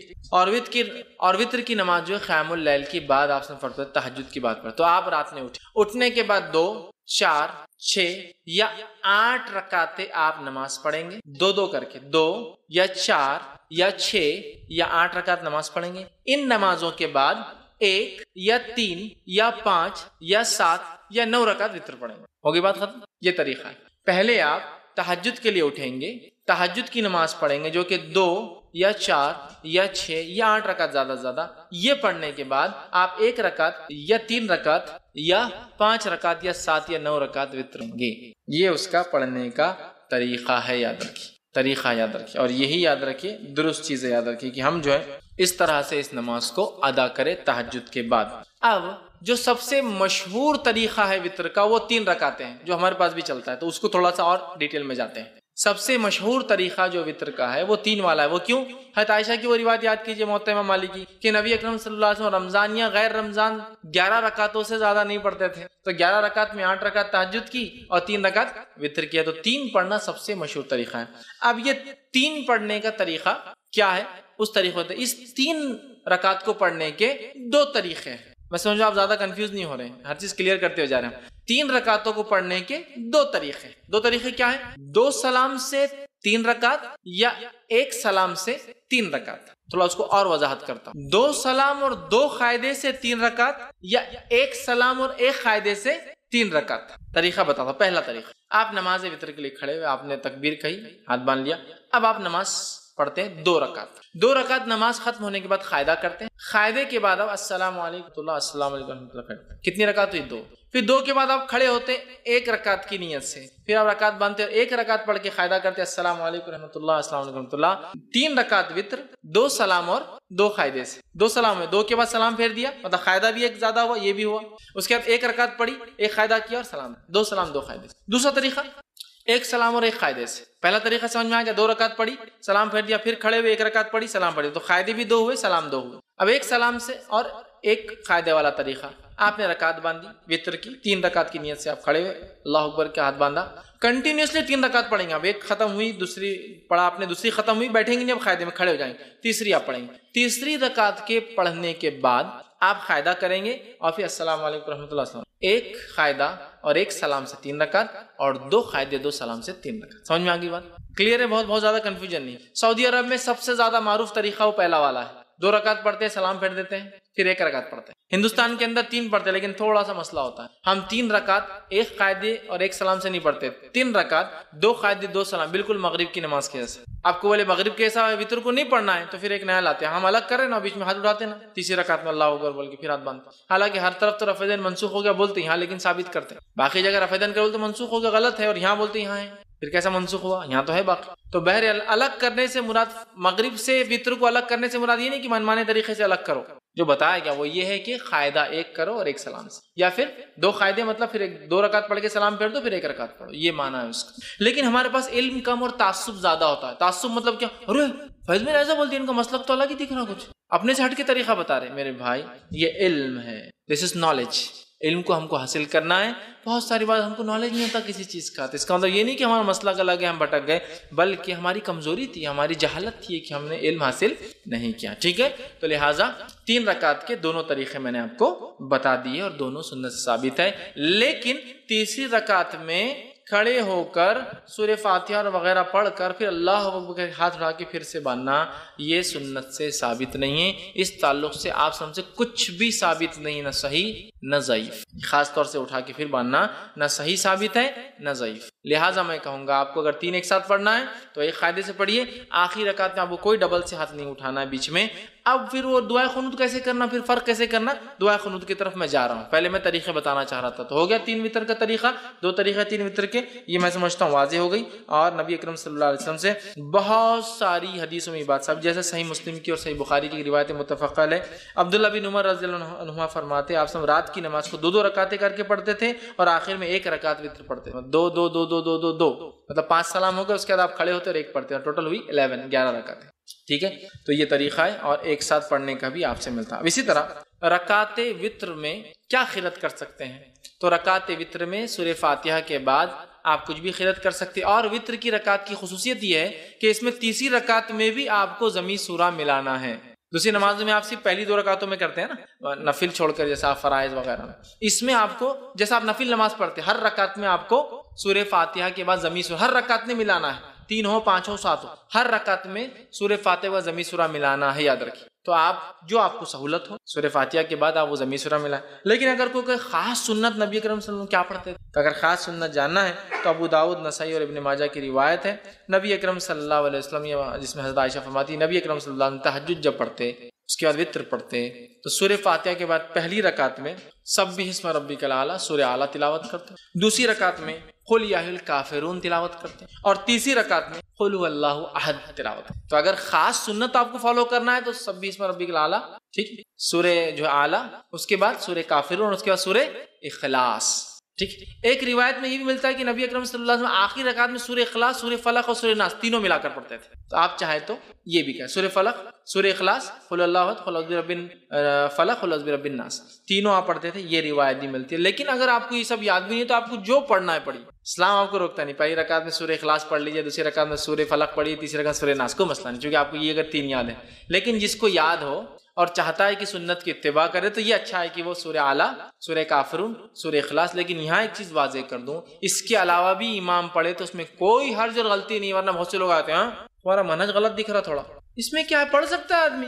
بہت سارے لوگ ایسے ہوتے ہیں کہ ذرہ برابر سورہ بھی الگ ہو تو بولتے تم نے گڑبڑ کی کچھ تبھی۔ جو سہولت ہو قرآن کا، جو حصہ آسان ہو وہ پڑھے، لیکن کوئی اگر اتباع کرنا چاہتا ہے کہ نبی کیا پڑھتے تھے آپ سب یہ پڑھتے تھے، لیکن ضروری نہیں ہے، قرآن کا جو یاد ہے آپ کو پڑھ سکتے ہیں تو آپ یہ پڑھتے۔ اور ایک روایت میں آتا ہے کہ آپ آخری رکعت میں سورہ اخلاص، سورہ فلق اور سورہ ناس تینوں کی تلاوت کیا کرتے تھے۔ اسی طرح آپ صلی اللہ علیہ وسلم کے تعلق سے مسند احمد، نسائی اور ابن ماجہ کی روایت آتی ہے کہ نبی اکرم صلی اللہ علیہ وسلم 3 رکعت وتر سے فارغ ہونے کے بعد سلام پھیرتے، سلام پھیرنے کے بعد 3 مرتبہ یہ الفاظ ادا کرتے، سلام کے بعد سبحان الملک القدوس، 3 بار یہ الفاظ ادا کرتے، سبحان الملک القدوس، سبحان الملک القدوس، سبحان الملک القدوس، یہ 3 بار پڑھتے۔ اور ایک روایت میں آتا ہے کہ نبی اکرم صلی اللہ علیہ وسلم سبحان الملک القدوس 2 بار آہستہ پڑھتے اور تیسری بار تیز پڑھتے، مطلب جس کو حضرت عائشہ فرماتی ہم سن سکتے تھے، مطلب 2 بار پڑھتے سبحان الملک، سبحان الملک القدوس،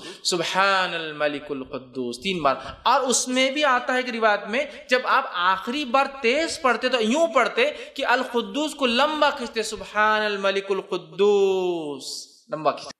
تو یہ بھی طریقہ ہے، وتر پڑھ لیا آپ نے، اس کے بعد آپ سبحان الملک القدوس، سبحان الملک القدوس، سبحان الملک القدوس لمبا کھینچتے اس کو، یہ پڑھ سکتے۔ اسی طرح ایک روایت اور آتی دارقطنی کی، اس میں اضافی الفاظ یہ کہ نبی اکرم صلی اللہ علیہ وسلم سبحان الملک القدوس کہنے کے بعد یہ بھی کہتے ہیں رب الملائکۃ والروح۔ سبحان الملک القدوس کا معنی ہوتا ہے پاک ہے وہ بادشاہ صاحب قدوس، ٹھیک۔ اسی طرح رب الملائکۃ والروح جو رب ہے فرشتوں کا اور جبرائیل کا، یہ بھی آپ اضافہ کیا کرتے تھے۔ تو اگر آپ کو یہ بھی پڑھنا ہے تو ہمارے پاس یہ عموماً ہر 4 رکعت تراویح کے بعد پڑھتے ہیں اور بہت لمبا لمبا پڑھتے ہیں، اس میں اور بھی اضافہ ہے، ٹھیک ہے۔ لیکن یہ تو وتر کے بعد ثابت ہے، 3 بار سبحان الملک القدوس، 2 آہستہ 1 تیز، اور آخر کا کھینچتے ہوئے ذرا لمبا کرتے ہوئے قدوس، ٹھیک ہے۔ اس کے بعد رب الملائکۃ والروح، یہ بھی آپ اس کے ساتھ اضافہ کر سکتے ہیں۔ اب دعائے قنوت پہ آ جاتے ہیں۔ دعائے قنوت اس کی حیثیت کیا ہے، پڑھنا اور نہیں پڑھنے کا کیا معاملہ ہے، اور کب پڑھا جائے گا۔ دعائے قنوت یہ وتر کی نماز کا میں پڑھنا ضروری نہیں ہے، یہ پہلے کلیئر کر دیں۔ بہت سے لوگ وتر نہیں پڑھتے کہ دعائے قنوت یاد نہیں ہے، تو کلیئر کر دیتا ہوں، دعائے قنوت کا وطر میں پڑھنا ضروری نہیں ہے، یہ ایک سہولت ہے، اللہ نے مدد کی اس نماز سے، تو اس سہولت کا فائدہ اٹھائے جو اٹھانا چاہتا ہے، لیکن کمپلسری نہیں ہے۔ دونوں باتیں سمجھ میں آ رہی ہیں؟ میں ٹریول کر رہا ہوں، مجھے پرمیشن ہے کہ میں 10-20 کلو سامان لے جا سکتا ہوں، لیکن میں نہیں لے جا رہا ہوں، سہولت تو ہے، میں نہیں اٹھا رہا ہوں فائدہ، لیکن سہولت ہے، ضروری نہیں۔ کیوں میں کہہ رہا ہوں، میں یہ نہیں کہہ رہا ہوں مت پڑھو، میں یہ کہہ رہا ہوں بہت سارے لوگ یہ دعا یاد نہیں ہے بول کے نماز ہی نہیں پڑھتے، تو نماز مت چھوڑو، یہ تو مستقل عبادت ہے، دعا اس کا ایک پارٹ ہے، لیکن کمپلسری پارٹ نہیں، اٹیچ ہو جائے تو بھی چلے گا، ڈیٹیچ نہیں بھی اٹیچ ہوگا، نکال بھی دیا جائے تو بھی چلتا ہے۔ تو یہ دعا کی کیا حیثیت ہے دعائے قنوت کی؟ پڑھے تو اچھی بات ہے، نہ پڑھنے سے انشاءاللہ کوئی فرق نہیں پڑتا آپ کی وتر پر، نماز پر، ٹھیک ہے۔ تو اسے پڑھنے کی دعائے قنوت کے دو طریقے، دونوں طریقے بہرحال جو انسان چاہے اس پہ عمل کر سکتا۔ دعائے قنوت رکوع سے پہلے اور دعائے قنوت رکوع کے بعد، پہلے تو کلیئر کر دیا میں دعائے قنوت پڑھنا کمپلسری نہیں لیکن پڑھ سکتا۔ دعائے قنوت رکوع سے پہلے اور دعائے قنوت رکوع کے بعد، اس کا طریقہ کیا ہے؟ آپ نے رکعت باندھی، سورہ فاتحہ ضمی سورہ ملایا، ٹھیک ہے، مطلب یہ آخری رکعت کی بات کر رہا ہوں میں، آخری رکعت مطلب آپ تیسری رکعت میں اٹھے، مطلب یہ دعائے قنوت آپ جب پڑھیں گے تو وطر کی آخری رکعت میں پڑھیں، ایک پڑھے تو اس کے اندر 3 پڑھے تو تیسری میں، 5 پڑھے تو 5ویں میں، 7 پڑھے تو 7ویں میں، 9 پڑھے تو 9ویں رکعت میں ہوں گے۔ تو آپ کھڑے ہوئے تیسری رکعت کی، سمجھو انڈیا پاکستان ہم 3 رکعتیں پڑھتے، تیسری رکعت میں کھڑے ہوئے آپ، ٹھیک، تو تیسری رکعت میں آپ کھڑے ہوئے، تیسری رکعت میں کھڑے ہونے کے بعد سورہ فاتحہ پڑھی آپ نے، سورہ فاتحہ پڑھنے کے بعد ضمی سورہ ملایا، ضمی سورہ ملانے کے بعد اب آپ کیا کریں گے؟ دعائے قنوت اپنی شروع کر دیں، ٹھیک۔ اس کے لیے خاص ہاتھ اٹھا کر واپس باندھنا یہ سنت سے ثابت نہیں ہے، اللہ اکبر کہنا بھی سنت سے ثابت نہیں ہے، ہاتھ اٹھانا بھی ثابت نہیں ہے۔ تو آپ سورہ فاتحہ پڑھی اور سمجھو 3 رکعت میں آپ سورہ اخلاص پڑھے، سمجھے آخری سورہ اخلاص پڑھی، اور اس کے بعد آپ اللہم اہدنی فیمن ہدیت، اور وہ دعا آپ اس کے بعد شروع کر دیں گے، یہ ایک طریقہ۔ دوسرا طریقہ، آپ تیسری رکعت میں کھڑے ہوئے، سورہ فاتحہ ضمی سورہ ملایا، اللہ اکبر کہہ کے رکوع میں گئے، رکوع سے اٹھا سمیع اللہ لمن حمیدہ، ربنا لک الحمد حمدا کثیرا طیبا مبارکا فی، اللہم اہدنی فیمن ہدیت وعافنی فیمن عافیت، اب آپ یہاں سے وہ دعا شروع کر دیں گے، اور اس کے بعد پھر دعا ہونے کے بعد سیدھا سجدے میں چلے جائیں۔ تو یہ دعا 2 جگہ کی جا سکتی، قیام میں اور رکوع کے بعد۔ اس میں افضل قیام میں کرنا ہے، اس میں افضل قیام میں کرنا ہے، گو رکوع کے بعد بھی کی جا سکتی۔ امام بخاری نے ایک باب ہی باندھ دیا اپنی کتاب میں کہ قنوت، وتر میں قنوت رکوع سے پہلے اور رکوع کے بعد، مطلب قیام میں اور رکوع کے بعد، دونوں ہی درست ہے، لیکن افضل کیا ہے؟ قیام میں کر لے آپ، یہ زیادہ افضل ہے، اس لیے کہ نبی اکرم صلی اللہ علیہ وسلم نے فرمایا، حدیث جو ہے نسائی کی اور ابن ماجہ کی ہے، ابی بن کعب رضی اللہ عنہ فرماتے ہیں، کہتے ہیں نبی اکرم صلی اللہ علیہ وسلم رکوع جانے سے پہلے دعائے قنوت پڑھا کرتے تھے، رکوع میں جانے سے پہلے دعائے قنوت پڑھا کرتے تھے۔ تو اس سے میں کہہ رہا ہوں رکوع سے پہلے پڑھ لینا یہ افضل ہے۔ اب اس میں کیا، اس میں ہاتھ اٹھایا جائے؟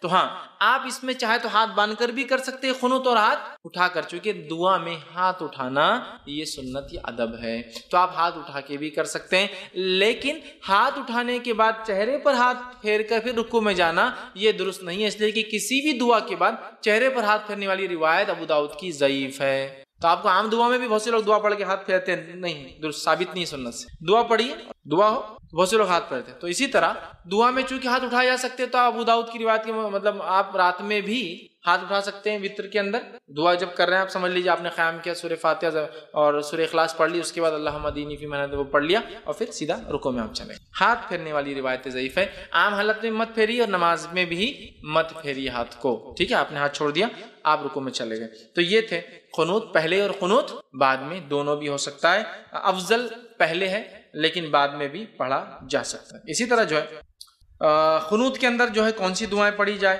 ٹھیک ہے، دعائیں قنوت میں جو ہے مطلب اس میں کون سی دعائیں پڑھی جائے، تو یاد رکھیے عموماً جو ہمارے پاس جو دعا چلتی ہے وہ قنوت کے لیے، وہ دعا اس طرح سے ہم لوگ پڑھتے ہیں، اللہم انا نستعینک ونستغفرک، وہ دعا ایک کامن ہے، لیکن جو سنت سے جو زیادہ قریب اور جو ثابت دعا ہے وہ یہ والی دعا ہے جو پڑھنی چاہیے، وہ اللہم اہدنی فیمن ہدیت وعافنی فیمن عافیت، یہ دعا زیادہ بہتر ہے۔ اور وہ اللہم انا نستعینک وہ جو دعا ہے اس کے تعلق سے ایک روایت آتی ہے کہ اللہ کے رسول وہ فجر کی قنوت میں پڑھا کرتے تھے، وہ دعا وتر کی قنوت میں نہیں، وتر کی دعا نہیں تھی، وہ فجر میں کرتے تھے۔ جب قنوت نازلہ آپ کبھی فجر میں پڑھتے تو یہ پڑھتے، اور جب وتر میں پڑھتے تو یہ پڑھتے، اس لیے کہ حضرت حسن کو اللہ کے رسول صلی اللہ علیہ وسلم نے یہ قنوت خود سکھایا تھا، اللہم اہدنی فیمن ہدیت والا، سمجھ رہے؟ اب بہت سے لوگوں کو یہ یاد ہوتا ہے اللہم اہدنا فیمن ہدیت، وہ جمع کا صیغہ ہے، لیکن اصل حدیث میں الفاظ دینی کے ہیں، اللہ میرے لیے ہدایت اور میرے لیے، لیکن جب وہ اجتماعی میں عالم کرتا ہے تو دینا کر دیتا ہے، اللہ ہمارے لیے، ٹھیک، لیکن اصل کے حدیث کے الفاظ تو دینی والا ہی ہے، پورا سنگولر ہی ہے وہ دعا،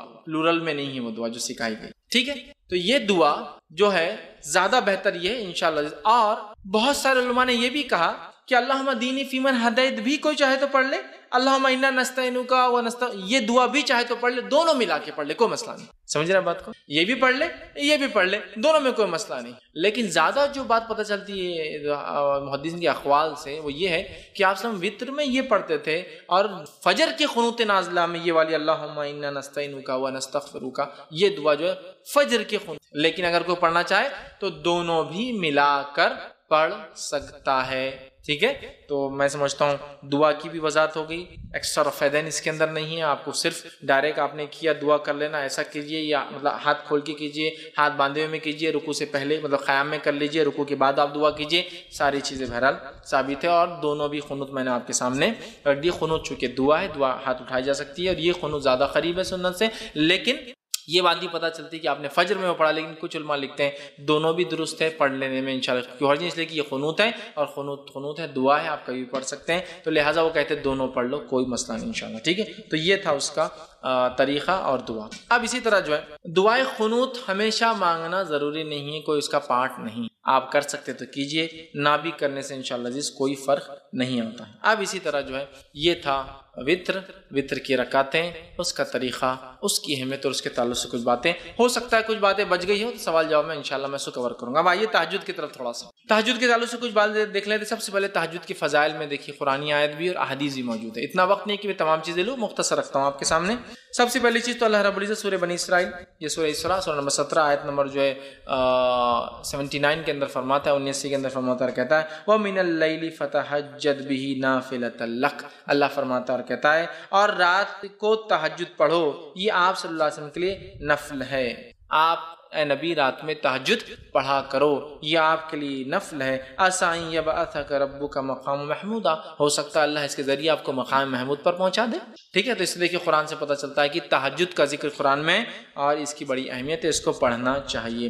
اسی طرح دوسرے مقام پر سورہ بنی اسرائیل میں اللہ نے آگے فرمایا کہا بے شک اللہ سے ڈرنے والے متقی لوگ باغوں اور چشموں میں ہوں گے، وہاں ان نعمتوں کو پائیں گے جو ان کا رب انہیں دے گا. بے شک وہ اس سے پہلے نیکوکار تھے، وہ راتوں کو بہت کم سوتے تھے اور بوقت سحر اللہ تعالیٰ سے بخشش طلب کرتے تھے. رات کو اٹھ کر مومنوں کی صفت ہے، رات کو اٹھ کر اپنے رب سے بخشش طلب کرتے تھے. اس لیے کہ رات کا آخری پہر وہ پہر ہوتا ہے جس میں اللہ رب العزت آسمانی دنیا پہ نزول کرتا ہے اور ایک ندا اور آواز لگائی جاتی ہے. یہ صرف رمضان کے لیے خاص نہیں ہے، سارے سال ہوتا ہے کوئی مغفرت کا طلب کرنے والا میں معاف کرنے والا ہوں، ہے کوئی مانگنے والا میں دینے بیٹھا. صحیح مسلم کی روایت ہے. بہت سی بار یہ رمضان میں لوگ پیش کرتے ہیں روز کی، اور بہت سی بار یہ روایت کو لوگ شب برات کے لیے پیش کرتے ہیں. یہ روز کی ہے.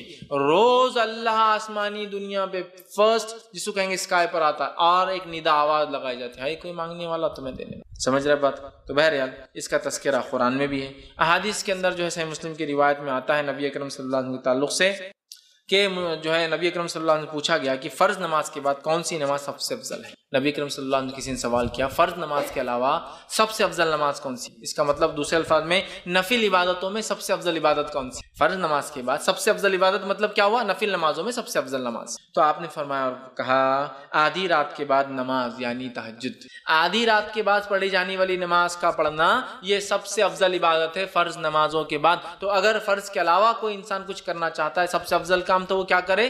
تہجد کا اہتمام کرے. تہجد کا اہتمام کریں. بڑی اہم بات ہے اور ہمیں چاہیے کہ ہم کوشش کریں ہم لوگ تہجد کا بالخصوص اہتمام کریں. تو اس حدیث سے پتہ چلا سب سے افضل نماز فرض کے بعد سب سے افضل نماز نفل میں یا سب سے افضل عبادت نفل عبادتوں میں کون سی ہے؟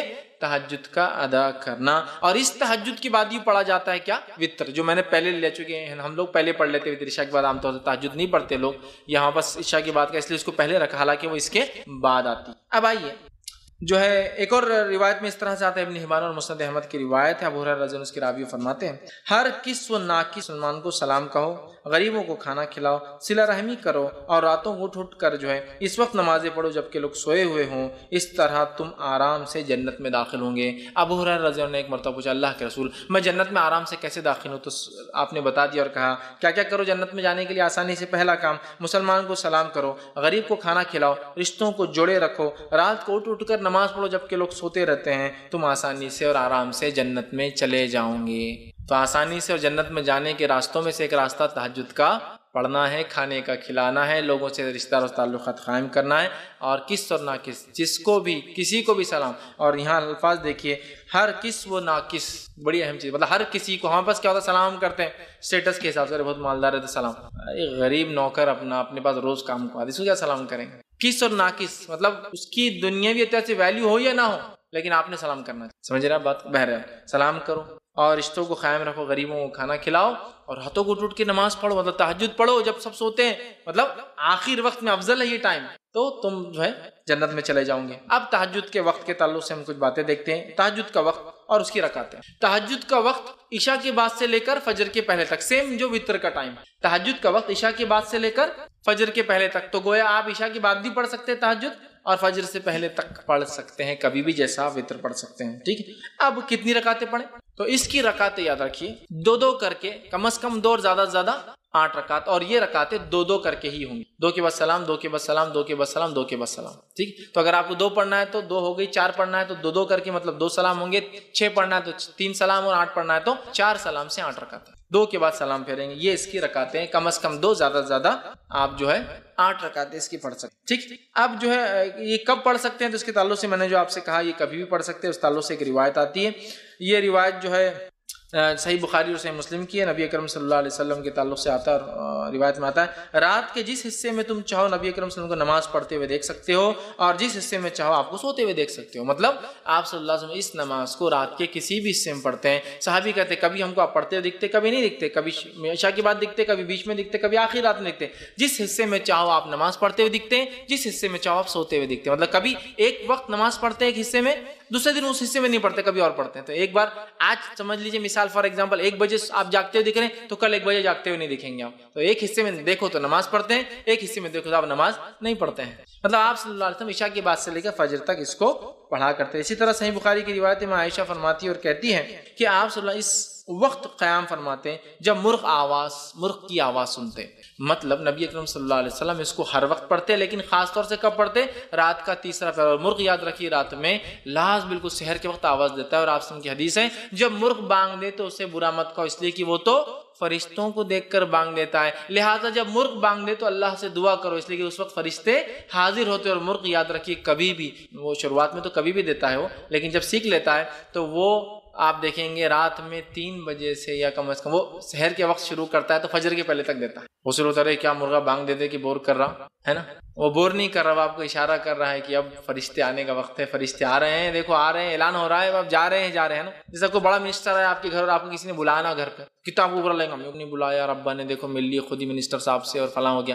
تو فرشتے حاضر ہوتے ہیں نا، ان کی حاضری کا وقت ہے، تو مرغ تو اعلان کر رہا ہے بھائی آ جائیے، الارم ہے، اٹھ کے فائدہ اٹھا لیجیے. تو بہرحال اس کو برا مت کہو، فرشتوں کو دیکھ کر بانگ لگاتا ہے. ٹھیک ہے، بہرحال تو آپ خاص طور سے آخر وقت میں پڑھتے تھے، لیکن پڑھا کبھی بھی جا سکتا ہے. ٹھیک ہے، اور آخر وقت میں کیوں پڑھنا چاہیے اس کو، افضل میں نے کیوں کہا؟ آئیے اس تعلق سے صحیح 6 کی ہر کتاب میں، بخاری، مسلم، ابو داؤد، نسائی، سنن ابن ماجہ، ترمذی، سب میں آتی ہے روایت. حدیث کے الفاظ ہے جب رات کا تہائی حصہ باقی رہ جاتا ہے، 1/3، اس لیے میں نے کہا تہائی، تیسرا حصہ، تہائی حصہ باقی رہ جاتا ہے، تو جو ہمارا بزرگ اور برتر پروردگار اللہ تعالیٰ آسمانی دنیا یعنی پہلے آسمان پر اترتا ہے اور کہتا ہے، ایک ندا لگائی جاتی ہے، کوئی مجھ سے دعا کرنے والا ہے میں اس کی دعا قبول کروں گا، کوئی سوال کرنے والا ہے میں اس کا سوال پورا کروں گا، کوئی ہے جو بخشش چاہتا ہے میں اس کو بخش دوں گا. ٹھیک ہے، یہ آواز لگائی جاتی ہے، اور یہ آواز ہر روز رات کے تیسرے پہر ندا اور آواز لگائی. سبحان اللہ، یہ کوئی شب برات کے لیے خاص نہیں ہے، اور یہ کوئی رمضان کے لیے خاص نہیں. ایوری نائٹ، ہر رات ہم اللہ سے دعا کر کے منوا سکتے اپنے رب کو، اس لیے کہ اللہ ہم سے بہت قریب ہوتا ہے پہلے آسمان، اور آواز لگاتا ہے بھائی میں خاص سننے آیا ہوں، بتاؤ ہے کوئی مانگنے والا. تو یہ بہت خاص وقت ہے، اور میں نے دیکھا ہے بہت سارے لوگوں نے اس کا تجزیہ کیا ہے، ان اوقات میں مانگی گئی دعا کبھی رد نہیں، چونکہ اسپیشلی آدمی اٹھ کر یہ دعا کرتا ہے، اور اللہ نہیں ہونے والے کام بھی لوگوں کے. بہت سارے لوگ بولتے دعا کب کرنا، ہم نے افضل وقت کیا ہے، تو میں کہتا ہوں رات کے تیسرے پہر اٹھیے، تہجد کی نماز پڑھیے، وتر قائم کیجیے، اور پھر اپنے رب سے خوب دعا. یہ سب سے بہترین وقت ہے اللہ کو سنانے کا، اس لیے کہ اللہ خود اس وقت کہتا ہے کوئی مجھ سے مانگنے والا میں دینے بیٹھا ہوں، ہے کوئی سوالی میں اس کے سوال کو پورا کروں گا، ہے کوئی مغفرت کا طلب کرنے والا آج مغفرت کا. تو ایوری ڈے ہمارے لیے مغفرت کا دن ہو سکتا ہے اگر ہم فائدہ اٹھانا چاہیں تو. اسی طرح جو ہے نسائی کی روایت ہے، سنن نسائی کی مستدرک حاکم کی ہے، کہ نبی اکرم صلی اللہ علیہ وسلم فرماتے ہیں رات کے آخری حصے میں بندہ اپنے رب کے سب سے زیادہ قریب ہوتا ہے. کیوں سب سے زیادہ قریب ہوتا ہے؟ اس لیے کہ ان کا رب پہلے آسمان پہ آ جاتا ہے تو بندہ سب سے قریب ہے. ویسے تو بندہ ہمیشہ اللہ سے قریب ہے، اس کا رب اسے سنتا ہے، لیکن یہ اور قربت کا وجہ ہے کہ اللہ رب العزت پہلے آسمان پہ آ جاتا ہے نا، قربت اور نزدیک ہو جاتی ہے. اس لیے خوب مانگنا چاہیے. صحیح بخاری اور صحیح مسلم کی روایت آپ نے فرمان کہا اللہ تعالیٰ کو سب سے محبوب نماز داؤد علیہ السلام کی نماز ہے.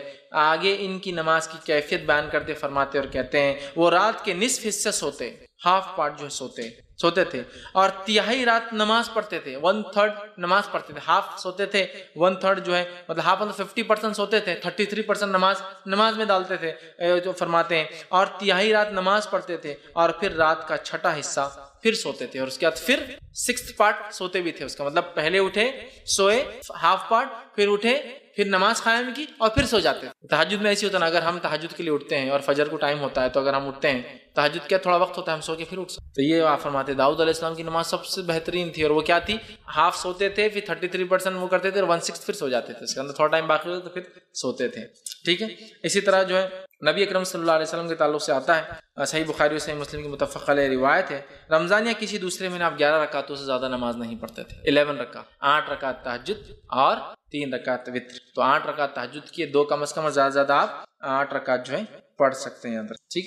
اب اسی طرح جو ہے بہت سارے لوگ تہجد کے معاملے میں غلط فہمی یہ رکھتے ہیں کہ تہجد کو کبھی کبھار نہیں پڑھنا چاہیے، اگر پڑھے تو ہمیشہ کنٹینیو کر جائیں، نہیں پڑھے تو تہجد بدوا دیتی. پھر تو بہت سارے لوگ بولتے ہیں دیکھو تم پڑھ رہے ہو تو کمپلیٹ پڑھتے رہنا، نہیں تو نہیں پڑھنا. کبھی مصیبت پریشانی ہوتی ہے تو آدمی جب پڑھتا ہے، کبھی نہیں ہوتی تو نہیں پڑھتا ہے. اللہ تعالیٰ توفیق دے ایک الگ بات ہے، لیکن سب کو یہ نماز کی مکمل توفیق نہیں ہوتی ہے، چونکہ ویسے فرض ہے بھی نہیں. بڑی افضل ہے اپنی دعائیں منگوانے کے لیے، منانے کے لیے رب کو، وہ تو ہے، لیکن یہ غلط فہمی کی بنیاد پہ نماز مت چھوڑ. بہت سے لوگ تہجد کیوں نہیں پڑھتے؟ سو کے اٹھنا ضروری ہے. اب روز تو میں جاگتا نہیں ہوں، آج جاگ لیا تو تہجد پڑھوں گا، تو بولتے نہیں آج نہیں پڑھ سکتے. کیوں؟ خاص تھوڑی اٹھے تم نماز کے. سمجھ رہا؟ ایسا نہیں ہے میرے بھائی. اگر میں روز نہیں پڑھ سکتا ہوں لیکن آج جاگ گیا ہوں تو کتنا اچھا موقع ہے نا آج. پلس کیا تیسرے پہر میں پڑھنا ضروری نہیں؟ عشاء کی بات پڑھ لیجیے آپ. مجھے لگتا ہے میں تہجد میں نہیں اٹھ سکتا ہوں، عشاء کے بعد میں نے تہجد کی 8 رکعت پڑھی، 3 وتر پڑھی، سو گیا. یہ بھی کر سکتا ہوں. سمجھ رہا؟ تو ضروری نہیں کہ آپ کنٹینیو رکھیں، ضروری نہیں ہے کہ آپ آخر وقت میں پڑھیں. جب سہولت ہو، جیسے سہولت آپ پڑھیں. اور بہت ساری غلط فہمیاں ہوتی ہے کہ نماز کو پڑھ کے چھوڑے تو عذاب آ جاتا، لعنت برستی، کام ہو گیا تو پھر واپس خراب ہو جاتا، اس لیے کہ تم نے تو اللہ کو خوش کر دی رات میں اٹھ کے بعد تھوڑے دن بعد میں. نہیں، ایسا کچھ نہیں. ہمارا رب جو ہے بندے کی نیت کو دیکھتا ہے، تو لہٰذا جتنا ہو سکے کرے. ہاں، افضل یہ ہے کہ کوئی کام آپ جب شروع کریں اس کو کنٹینیو رکھیں، لیکن کوئی ضروری نہیں کہ کوئی چیز کنٹینیو رکھی جا سکے. ہو سکتا ہے آپ کر پائے، ہو سکتا نہ کر پائے، تو بہرحال کوئی مسئلہ نہیں. تو بغیر سو کر اٹھے کے بھی اس کو پڑھ سکتے ہیں، چونکہ تہجد کا معنی جاگنا ہوتا ہے، سونا اس میں شامل ہی نہیں. تو سمجھ لیجیے تھرڈ نائٹ شفٹ کرنے والے لوگوں کے لیے بڑا آسان ہے. نائٹ شفٹ ہے، چائے کا موقع مل رہا ہے تو 2 رکعت پڑھ لی اور 3 رکعت پڑھ لی. زیادہ ٹائم نہیں، کمپنی نہیں دیتی، 2 رکعت تہجد کی پڑھی، 3 رکعت وتر پڑھ لی اور دعا کری اپنے رب سے. نائٹ شفٹ میں بہت سے لوگ کام کرتے ہیں نا، ٹریول کر رہا ہوں، رات میں جاگ رہا ہوں سواری میں، ٹھیک ہے، تو تہجد پڑھ لے سکتا ہوں ماشاءاللہ. اور ایک تو سفر میں ویسے اللہ مسافر کی دعا رد نہیں کرتا، اس پر جو ہے سواری میں ہوں، مطلب سہولت بھی نہیں ہے، اس پہ جاگ رہا ہوں رات میں اور دعا کر رہا ہوں اپنے رب سے. کتنی بڑی بات ہے نا.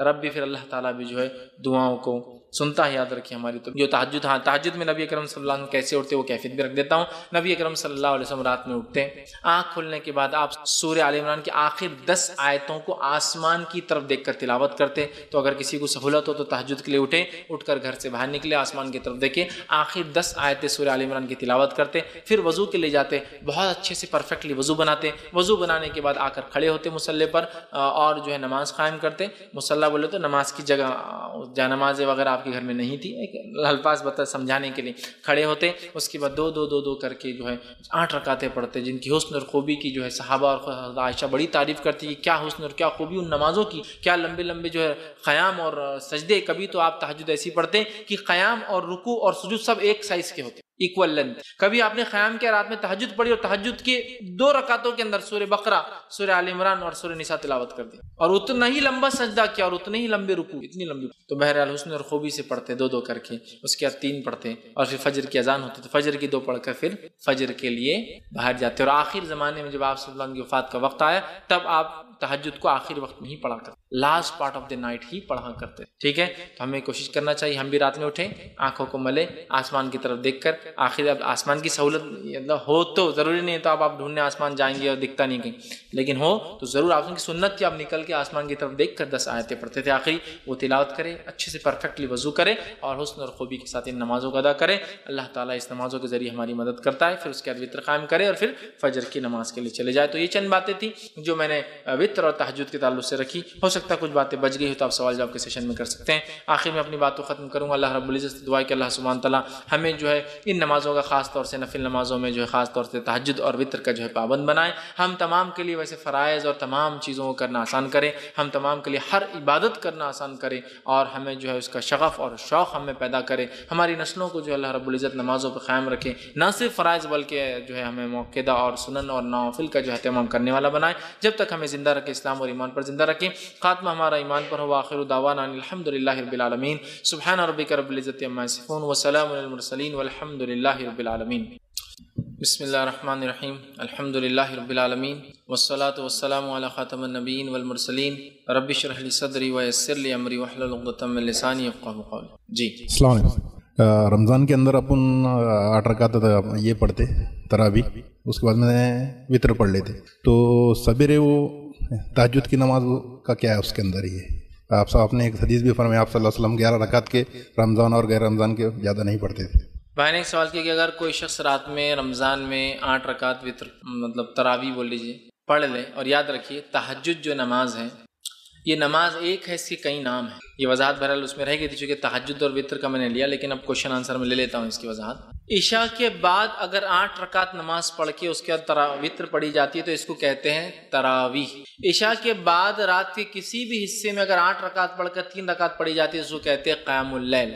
اور عشاء کے بعد نہ پڑھ کے انسان جو ہے رات کے آخر حصے میں اگر 8 رکعت پڑھ کے 3 رکعت پڑھتے ہیں تو اس کو کہتے ہیں تہجد. نماز ایک ہے, اس کے نام الگ الگ ہے, ورنہ لوگ بولتے ہیں وطر و تراویح الگ ہے 20 رکعت اور تہجد الگ ہے 8 رکعت. نہیں, یہ ایک ہی نماز ہے, اس کے وقت بدلنے سے نام بدلتا ہے. اس کی دوسری مثال دیتا ہوں, جیسے کہ صلاۃ الضحیٰ.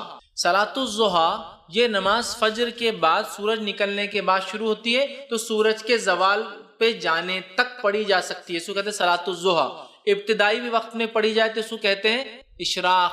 بعد میں کسی وقت پڑھی جائے زوال سے پہلے تو کہتے ہیں چاشت, اور زوال سے بالکل تھوڑا پہلے پڑھی جائے تو اسے کہتے ہیں اوابین. نماز ایک ہے, کہتے ہیں صلاۃ الضحیٰ, ظہر سے پہلے ہوتی ہے. ظہر بولے تو الگ ضحیٰ ہے. صلاۃ الضحیٰ ایک نماز ہے, 3 نام ہے اس کے وقت بدلنے سے. چاشت تو ویسے عربی نام بھی نہیں, فارسی نام ہے, چیم ہے ہی نہیں عربی میں, پھر بھی ہم بولتے, خیر کوئی مسئلہ نہیں بولنے. اسی طرح قیام اللیل جو ہے اس کے کئی نام ہیں.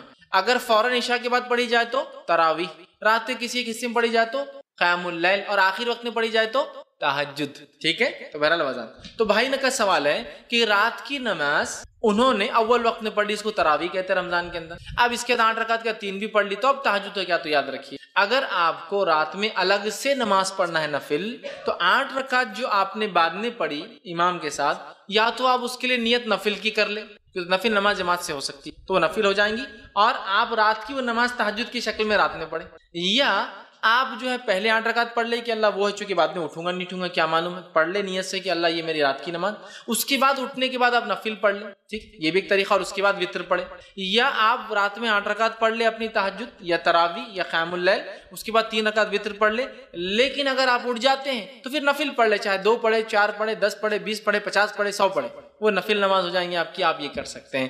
لیکن روز اگر رمضان میں آپ اٹھ کے تہجد پڑھتے ہیں تو میں یہ کہوں گا کہ پھر وطر کو آپ نہ پڑھیں, چاہے امام کے پیچھے 8 پڑھ لے, پھر رات میں اٹھ کے 8 10 جو بھی پڑھنا پڑے اس کے بعد آپ وطر کو رکھیں, اس لیے کہ رمضان ایک خاص موقع ہے اور رمضان میں قیام کا ثواب بڑھ جاتا ہے. آپ نے فرمایا من قام رمضانا ایمانا واحتسابا غفر له ما تقدم من ذنبک. جو رمضان کے مہینے میں من قام رمضان قیام کرے, نماز قیام کرے, ٹھیک ہے, ایمانا واحتسابا, ایمان اور احتساب کے ساتھ کہ اللہ اس سے میرا اجر دے گا اور میری مغفرت کرے گا, اس کو بخشش کا ذریعہ ایمان کے ساتھ احتساب کے ساتھ, تو غفر له, اللہ معاف کر دیتا پچھلے سارے گناہ, تقدمت من ذنبک. لہٰذا بہت فائدہ رمضان کی قیام کا. تو لہٰذا اگر آپ کرنا چاہیں تو 8 رکعت کے علاوہ بھی نفل آپ پڑھ سکتے ہیں. کوشش یہ کرے کہ وطر کو آپ آخر میں پڑھیں. اگر ڈر ہے کہ وطر میں اٹھ گیا تو نہ اٹھا تو کوئی مسئلہ نہیں, تو وطر پڑھ کے سو جائے, اٹھنے کے بعد پھر آپ اپنی صرف نفل نماز پڑھ لیں. جی السلام علیکم فیض بھائی, میرا سوال ہے وطر اور تہجد جماعت سے پڑھنا سنت سے ثابت ہے کہ؟ میں نے سوال کیا کہ وطر اور تہجد کیا جماعت سے پڑھنا سنت سے ثابت ہے؟ تو یاد رکھیے وطر اور تہجد کو آپ جماعت سے پڑھ سکتے ہیں, اس لیے میں نے کہا نفل نماز کو جماعت سے پڑھا جا سکتا ہے, آپ اس کو جماعت سے پڑھ سکتے ہیں. نبی اکرم صلی اللہ علیہ وسلم کے زمانے میں آپ نے رات کی نماز پڑھائی, قیام اللیل کیا, اور صحابہ نے 3 راتوں تک آپ کے ساتھ قیام اللیل کیا. اس کے بعد آپ چوتھی رات باہر نہ آئے, صحابہ انتظار کرتے رہے یہاں تک کہ سحر کا وقت آ گیا. سحر کے وقت آ کر آپ نے کہا کہ میں نے آج خاص طور سے نہیں پڑھائی, کہیں ایسا نہ ہو تم اس کو کو اپنے اوپر فرض سمجھ لو، اس لیے میں نے اسپیشلی تم کو نہیں پڑھایا۔ تو اس سے پتہ چلا آپ نے قیام اللیل صحابہ کو 3 راتیں پڑھائی، تو اس سے پتہ چلتا ہے نفل نماز کو جماعت سے پڑھا جا سکتا ہے، تو لہٰذا وطر کو تراویح کو جماعت پڑھا جا سکتا ہے۔ کسی نے سوال کیا کہ ہم سفر کے علاوہ بھی کیا ظہر، عصر، مغرب، عشاء ملا کر پڑھ سکتے ہیں؟ کیونکہ ہم نے صحیح مسلم میں پڑھا ہے کہ آپ صلی اللہ علیہ وسلم نے بغیر بارش اور بغیر خوف کے نمازوں کو ملا کر پڑھا ہے۔ تو دیکھیے نمازوں کو ملا کر پڑھنا بغیر بارش اور بغیر خوف کے یہ تب جائز ہے جب کوئی ہنگامی حالت یا ہنگامی صورت ہو۔ ہنگامی حالت، ہنگامی صورتوں میں جماعت 2 نمازوں کو ملایا جا سکتا ہے، اور فجر کو نہیں ملایا، فجر کے وقت میں ہوگی، ظہر عصر کو ملایا جا سکتا ہے اور مغرب عشاء کو ملایا جا سکتا ہے۔ ظہر عصر مغرب عشاء چاروں کو نہیں ملایا جا سکتا، ظہر عصر اور مغرب عشاء کو ملایا جا سکتا ہے ہنگامی حالتوں میں۔ لیکن ہنگامی حالتوں میں یہ نہیں کہ گھر میں دعوت ہے، نان خلیہ بن رہا تو عورتیں پوری ہماری تیاری میں ہیں تو ہنگامی حالت ہے نا، اس سے بڑا ہنگامہ تو کیا ہو سکتا ہے عورتوں کے لیے کہ گھر میں مہمان آ رہے کھانا ہے، لہٰذا میں ظہر عصر ملا کے پڑھ لے رہی اور مغرب عشاء، یہ نہیں ہے۔ نبی اکرم صلی اللہ علیہ وسلم بغیر بارش کے، بغیر کسی وجہ کے بھی کچھ نمازیں پڑھی ہے ملا کر، عبداللہ بن عباس رضی اللہ عنہ اس کے راوی ہے، لیکن وہ ہنگامی حالتیں، ہنگامی صورتیں تھیں۔ نبی اکرم صلی اللہ علیہ وسلم اسٹیٹ کے لیڈر تھے، آپ کو بہت ساری ذمہ داریاں ادا کرنی پڑتی تھی، جس میں آپ نے امت کو بتایا کہ ہنگامی صورتوں اور حالتوں میں ایسا ہو سکتا ہے۔ ایگزامپل، مثال کے طور پر ایسا ہے کہ پانی کی سہولت ابھی ہے اور یہاں سے پھر پانی 50-100 کلومیٹر ایک دن تک نہیں ملنے والا ہے، اب ہنگامی صورت ہے، تو اگر باوضو ہو کر ہم نماز پڑھ لیں، اس سے بعد میں تیمم کرنا پڑے گا ہمیں، تو کوئی سوچ لے، پلان کرے کہ چلو، یا پھر سفر ہونے کی وجہ سے بعد میں جگہ نہیں ملنے والی نماز کے لیے، تو پھر وہ ہنگامی صورت 2 نمازیں ملا لے مکمل، تو الگ بات ہے، اس میں خسر نہیں ہوگا، جمع ہوں گی، صرف 4 ظہر اور 4 عصر ملیں گی، خسر نہیں ہوگا، خسر تو سفر میں ہی ہوں گی ہاف، ٹھیک ہے، تو لہٰذا وہ کر سکتا ہے۔ لیکن ہنگامی حالت ہو، نہیں تو کھانا بنانا اور یہ تمام نہیں، ہاں بیمار ہو گیا کوئی اور بیٹھنا ہے اس کے پاس اور چھوڑ نہیں سکتے، نمازیں ضائع ہونے کے چانسز مکمل ہے، پڑھی تو نہیں جا سکتی، آپ کی مجبوری ہے، تو پھر کیا کریں ہم؟ ہنگامی صورت ہے، میں رات میں سفر میں نکلنے والا ہوں، ٹھیک ہے، میری فلائٹ ہے 9 بجے، فلائٹ کے بعد میں جب پہنچوں گا وہاں وضو کا نظم نہیں ملے گا، جماعت سے نماز نہیں ملیں گی، اس کے علاوہ مجھے بیٹھ کر نماز پڑھنا پڑیں گی سیٹ پر، تو میں یہ سوچتا ہوں کہ ابھی شہر سے نکلنے سے پہلے میں جو ہے مغرب کے بعد عشاء ملا لیتا ہوں، لیکن وہ 4 رکعت ہوں گی، خسر نہیں ہوں گی، پوری پڑھنا پڑیں گی، ٹھیک ہے، تو یہ ہو سکتا ہے ہنگامی حالتوں میں، عام حالت میں نہیں ہوتا ہے، تو لہٰذا اگر ہنگامی حالتوں میں کوئی ظہر عصر کو ملا لے اور مغرب عشاء کو، تو بھی یہ انشاءاللہ کو حج نہیں، لیکن یہ معمول نہ ہو بلکہ ہنگامی حالت اور مجبوری کی صورت میں۔ جی السلام علیکم، فیض میں 2 سوال ہے۔ جو قنوت کے بارے میں آپ نے 2 دعائیں بتائی، ایک سنت سے ثابت اور جو نارملی پڑھے جاتے، اگر وہ دونوں بھی دعا نہیں آتی تو ہم عربی کی جو دعا ہے جیسے صحت کی، جنت کی، دوزخ کی، ایسا ہاتھ اٹھا کر وہ دعا کر سکتے ہیں کیا ویتر میں آخری رکعت میں؟ اور دوسرا، جیسا آپ نے بولا کہ سورہ آل عمران کی 10 آیتیں آسمان کو دیکھ کے پڑھنی ہے، تو وہ وداؤٹ وضو اب یاد تو ہے نہیں، تو قرآن ہاتھ میں لے کے پڑھنا پڑے گا، تو وداؤٹ وضو ہم پڑھ سکتے ہیں کیا؟ وہ بھائی نے 2 سوال کیے، ایک تو یہ کہ اگر قنوت نازلہ میں جو دعائیں سنت سے ثابت ہے، اگر کسی کو وہ یاد نہ ہو تو کیا وہ عربی زبان میں دعائیں کر سکتا ہے؟ تو یاد رکھیے، اگر کسی کو قنوت نازلہ کی جو ثابت شدہ سنت دعائیں ہیں یاد نہ ہو تو وہ عربی زبان میں کوئی بھی دعا پھر کر لے انشاءاللہ عزیز کو ہے، ربنا آتنا فی الدنیا حسنۃ وفی الآخرۃ حسنۃ وقنا عذاب النار، ایک بار نہیں 3 بار پڑھ لے، اس لیے کہ نبی اکرم صلی اللہ علیہ وسلم اہم دعاؤں کو 2-2 3-3 بار دہرایا کرتے تھے، تو وہ ایسا کر سکتا ہے۔ اور ایک بات یہ بھی ہے کہ جب آپ صلی اللہ علیہ وسلم قنوت پڑھتے ہیں تو قنوت کے آخر میں یاد رکھیے صحابہ سے عمل ثابت ہے کہ وہ صلی اللہ علیہ النبی وسلم پڑھتے تھے، نبی پر درود بھیجتے تھے آخر میں، ٹھیک ہے، تو یہ بھی آپ اس میں اضافہ کر سکتے کہ یہ پڑھنے کے بعد وہ صلی اللہ علیہ النبی وسلم کہ نبی اکرم صلی اللہ علیہ وسلم سلامتی ہو، یہ آپ کر سکتے، تو آپ عربی میں وہ کر سکتے، ٹھیک۔ دوسرا یہ بھی بتا دوں آپ کو میں کہ سمجھ لیجیے اب عربی میں دعا یاد نہیں مجھے تو آپ کیا کریں، تو آپ تہجد جب پڑھتے ہیں، تہجد کی نماز کے سجدے میں آپ جو زبان آپ کو آتی ہے اس زبان میں دعا کر سکتے۔ تہجد میں مطلب نفل نماز کے سجدے میں جو زبان آپ کو آتی ہے، اردو، ہندی، مراٹھی، تیلگو، پنجابی، ملیالم، کوئی زبان آتی ہے اس زبان میں کر سکتے، اور علماء نے اس کا جواز دی۔ صحیح حدیث کے الفاظ ہے، بندہ سب سے قریب اپنے رب سے سجدے کی حالت میں ہوتا ہے، لہٰذا اللہ سے مانگو۔ اور عربی زبان کی کوئی خصوصیت نہیں ہے سوائے اس کے کہ آخری نبی عربی تھے، اس لیے اللہ نے عربی میں قرآن اتارا، ورنہ عبرانی میں بھی کتابیں اتری ہے، سوریانی میں بھی کتابیں اتری ہے، اور دنیا بھر کی مختلف زبانوں میں وَلِكُلِّ قَوْمٍ ہاد، ہر زمین ہر زمانے پہ ایک نبی، تو اس کے ساتھ وَلِكُلِّ أَجَلٍ کتاب، ہر زمانے میں ہم نے کتاب اتاری، تو وہ کتابوں کی زبانیں مختلف تھی. آخری نبی چونکہ عربی تھے لہٰذا قرآن عربی ہے، لیکن اللہ تعالیٰ ہر زبان کو سمجھتا، تو لہٰذا نفل نماز کے سجدے میں آپ اپنی زبان میں دعا کر سکتے ہیں. تو لہٰذا تہجد کے لیے اٹھیے، آخری رکعت کے اندر آخری سجدہ کیجیے، اس سجدے کے تسبیحات کے بعد اپنی دعا اللہ کے سامنے رکھیں. تو اگر عربی نہ بھی آتی ہو تو آپ کو میں نے حل اس کا دے دیا کہ اردو زبان میں بھی آپ، انگلش میں بھی آپ، اور بھی زبانوں میں بھی دعا کر سکتے ہیں، اور علماء نے اس کا جواز دیا ہے. بھائی کے سوال، آپ کے سوال کا دوسرا حصہ کیا تھا؟ بھائی کا دوسرا حصہ سوال کا یہ تھا کہ تہجد میں جب ہم اٹھیں تو آپ صلی اللہ علیہ وسلم آسمان کو دیکھ کر آخری 10 آیتیں پڑھتے تھے. تو اب اگر ہم کو سمجھو آیتیں نہیں آتی، یاد نہیں ہیں، تو کیا ہم قرآن لے کر باہر جا کر پڑھ سکتے ہیں؟ پہلے تو میں یہ کہوں گا کہ یہ کرنا سنت ہے، نہ کرنے سے تہجد میں کوئی فرق نہیں آتا. ایک دوسرا، اگر آپ چاہتے ہیں کہ نہیں بھائی سنت پہ عمل ہونا چاہیے اور ہونا بھی چاہیے اور مجھے تو آتی نہیں ہے، تو دوسرا کہوں گا یاد کر لیں. کسی نے ایک سوال کیا کہ مقام محمود کیا ہے؟ تو مقام محمود یاد رکھیے، یہ جنت الفردوس کا ایک اعلیٰ مقام. جنت الفردوس یہ جنت کا سب سے بیچ کا حصہ اور عرش کے نیچے ہے. اس کے اندر جو ہے جنت الفردوس کی جو چوٹی ہے، سب سے ٹاپ موسٹ مقام ہے، مقام محمود ہے، یہ ایک حصہ ہے. اور مقام محمود کے اندر بھی جو ایک چیز آتا ہے، اس کے اندر ایک وسیلہ نامی مقام.